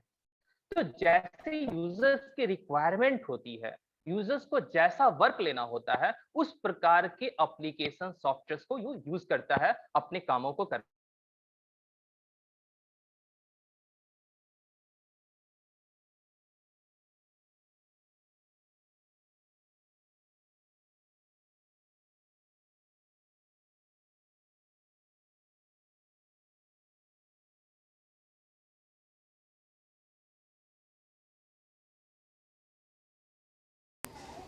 क्या प्रॉब्लम है अमरीश जी? आवाज़ नहीं आ रही अमरीश जी? चलिए कोई बात नहीं, नेटवर्क प्रॉब्लम होगी कुछ। के लिए केशव जी? यहाँ पे एप्लीकेशन जी वो अमरीश जी थोड़ा स्क्रीन गई है, थोड़ा चालू करिए। अनम्यूट कर लीजिए अमरीश जी।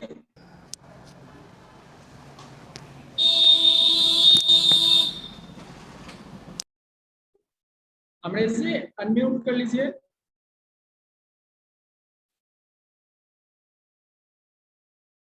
हाँ जी, थोड़ा सा समस्या आ गई, तकनीकी प्रॉब्लम हो गया।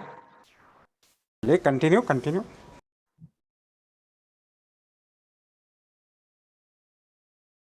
Utility software 1 minute.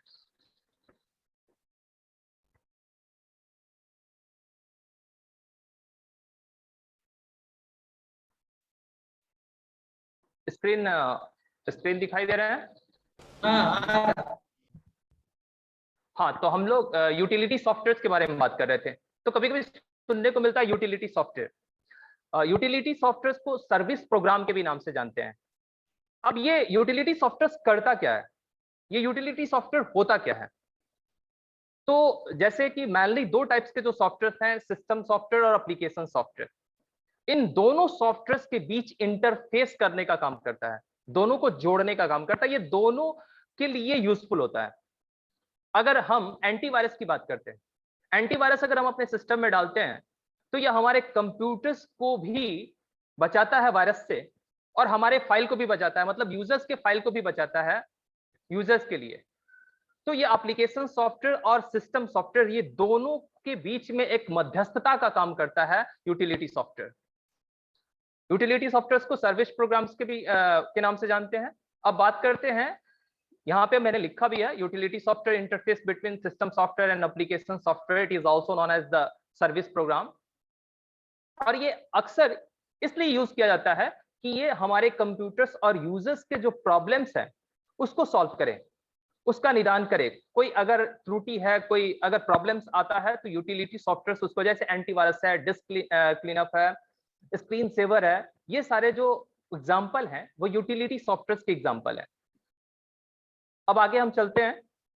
तो कुछ अदर सॉफ्टवेयर भी होते हैं जो हमको सुनने को मिलता है। टाइम के अभाव में मैं थोड़ा सा स्पीडली चल रहा हूं, इसके लिए क्षमा चाहूंगा। अदर सॉफ्टवेयर सुनने में आता है कि ये फ्रीवेयर सॉफ्टवेयर है, नाम से ही इसके काम मालूम चलते हैं, इसकी पहचान बनती है फ्रीवेयर सॉफ्टवेयर। ये फ्रीवेयर सॉफ्टवेयर का मतलब क्या हुआ?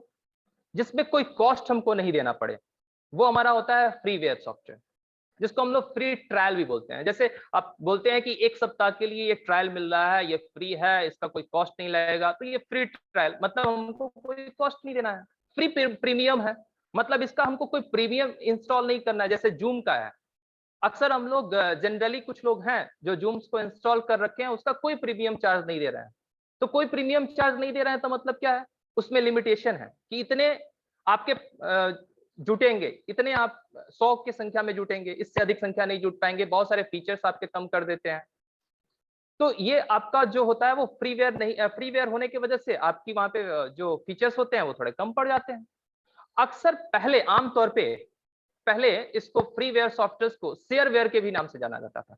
मतलब शेयरवेयर, इसको कहीं भी शेयर कीजिए। अब इस पे कोई ये नहीं है कि रिस्ट्रिक्शन नहीं है, ये फ्री है तो हम इसको शेयर कर सकते हैं। तो फ्रीवेयर सॉफ्टवेयर के भी नाम से जानते हैं।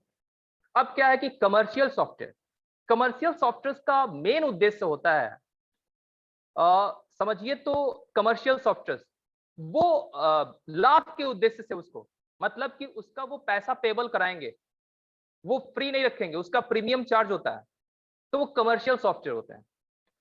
तो ये कमर्शियल सॉफ्टवेयर हुए, ये फ्री सॉफ्टवेयर हुए। ये एक नामकरण हो गया इसके काम से, जो इसके काम है जैसे पेबल्स, नॉन पेबल, ये सारे के नाम से इसका नाम आ गया freeware, commercial software. But mainly अगर देखा जाए तो दो ही प्रकार के सॉफ्टवेयर होते हैं, सिस्टम सॉफ्टवेयर और एप्लीकेशन सॉफ्टवेयर, जैसा मैंने पहले ही बताया। आगे हम बात करते हैं। तो जो सॉफ्टवेयर दुनिया में अगर कहा जाए तो सॉफ्टवेयर से लोग बहुत आगे हैं और सॉफ्टवेयर के माध्यम से बहुत आगे पैसा, बहुत अधिक पैसा अर्जन कर रहे हैं। और माइक्रोसॉफ्ट के जो संस्थापक हैं, माइक्रोसॉफ्ट के जो ऑनर हैं, बिल गेट्स, तो बिल गेट्स जो हैं वो 2009 में फोर्ब्स पत्रिका, अन्य ऐसे जब उन ये आकलन हुआ था, जब ये कराया गया था, तो उसमें सबसे अमीर व्यक्ति के रूप में उभरे थे सॉफ्टवेयर की दुनिया में।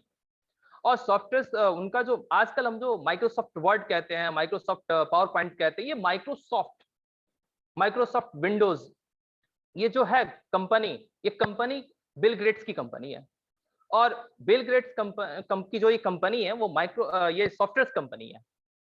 कुछ गैर लाभकारी, मतलब बिना लाभ के उद्देश्य से कुछ सॉफ्टवेयर जो होते हैं वो मुफ्त सॉफ्टवेयर फाउंडेशन होते हैं, जो कि हमें, जो हम बोलते हैं कि फ्रीवेयर सॉफ्टवेयर है, अनलिमिटेड टाइम के लिए वो फ्री होते हैं। तो ये फ्रीवेयर जो सॉफ्टवेयर होते हैं वो गैर लाभकारी सॉफ्टवेयर होते हैं। GNU प्रोजेक्ट है, मोजिला है, ये सारे जो है वो आपके फ्रीवेयर सॉफ्टवेयर हैं। उसके बाद सॉफ्टवेयर के मानक संगठन के रूप में W3C, IETC, कुछ अनुशंसित सॉफ्टवेयर मानक के रूप में XML, HTTP, HTML विकसित किए गए, जो सॉफ्टवेयर के मानकों के माध्यम से आपस में जुड़े हुए हैं।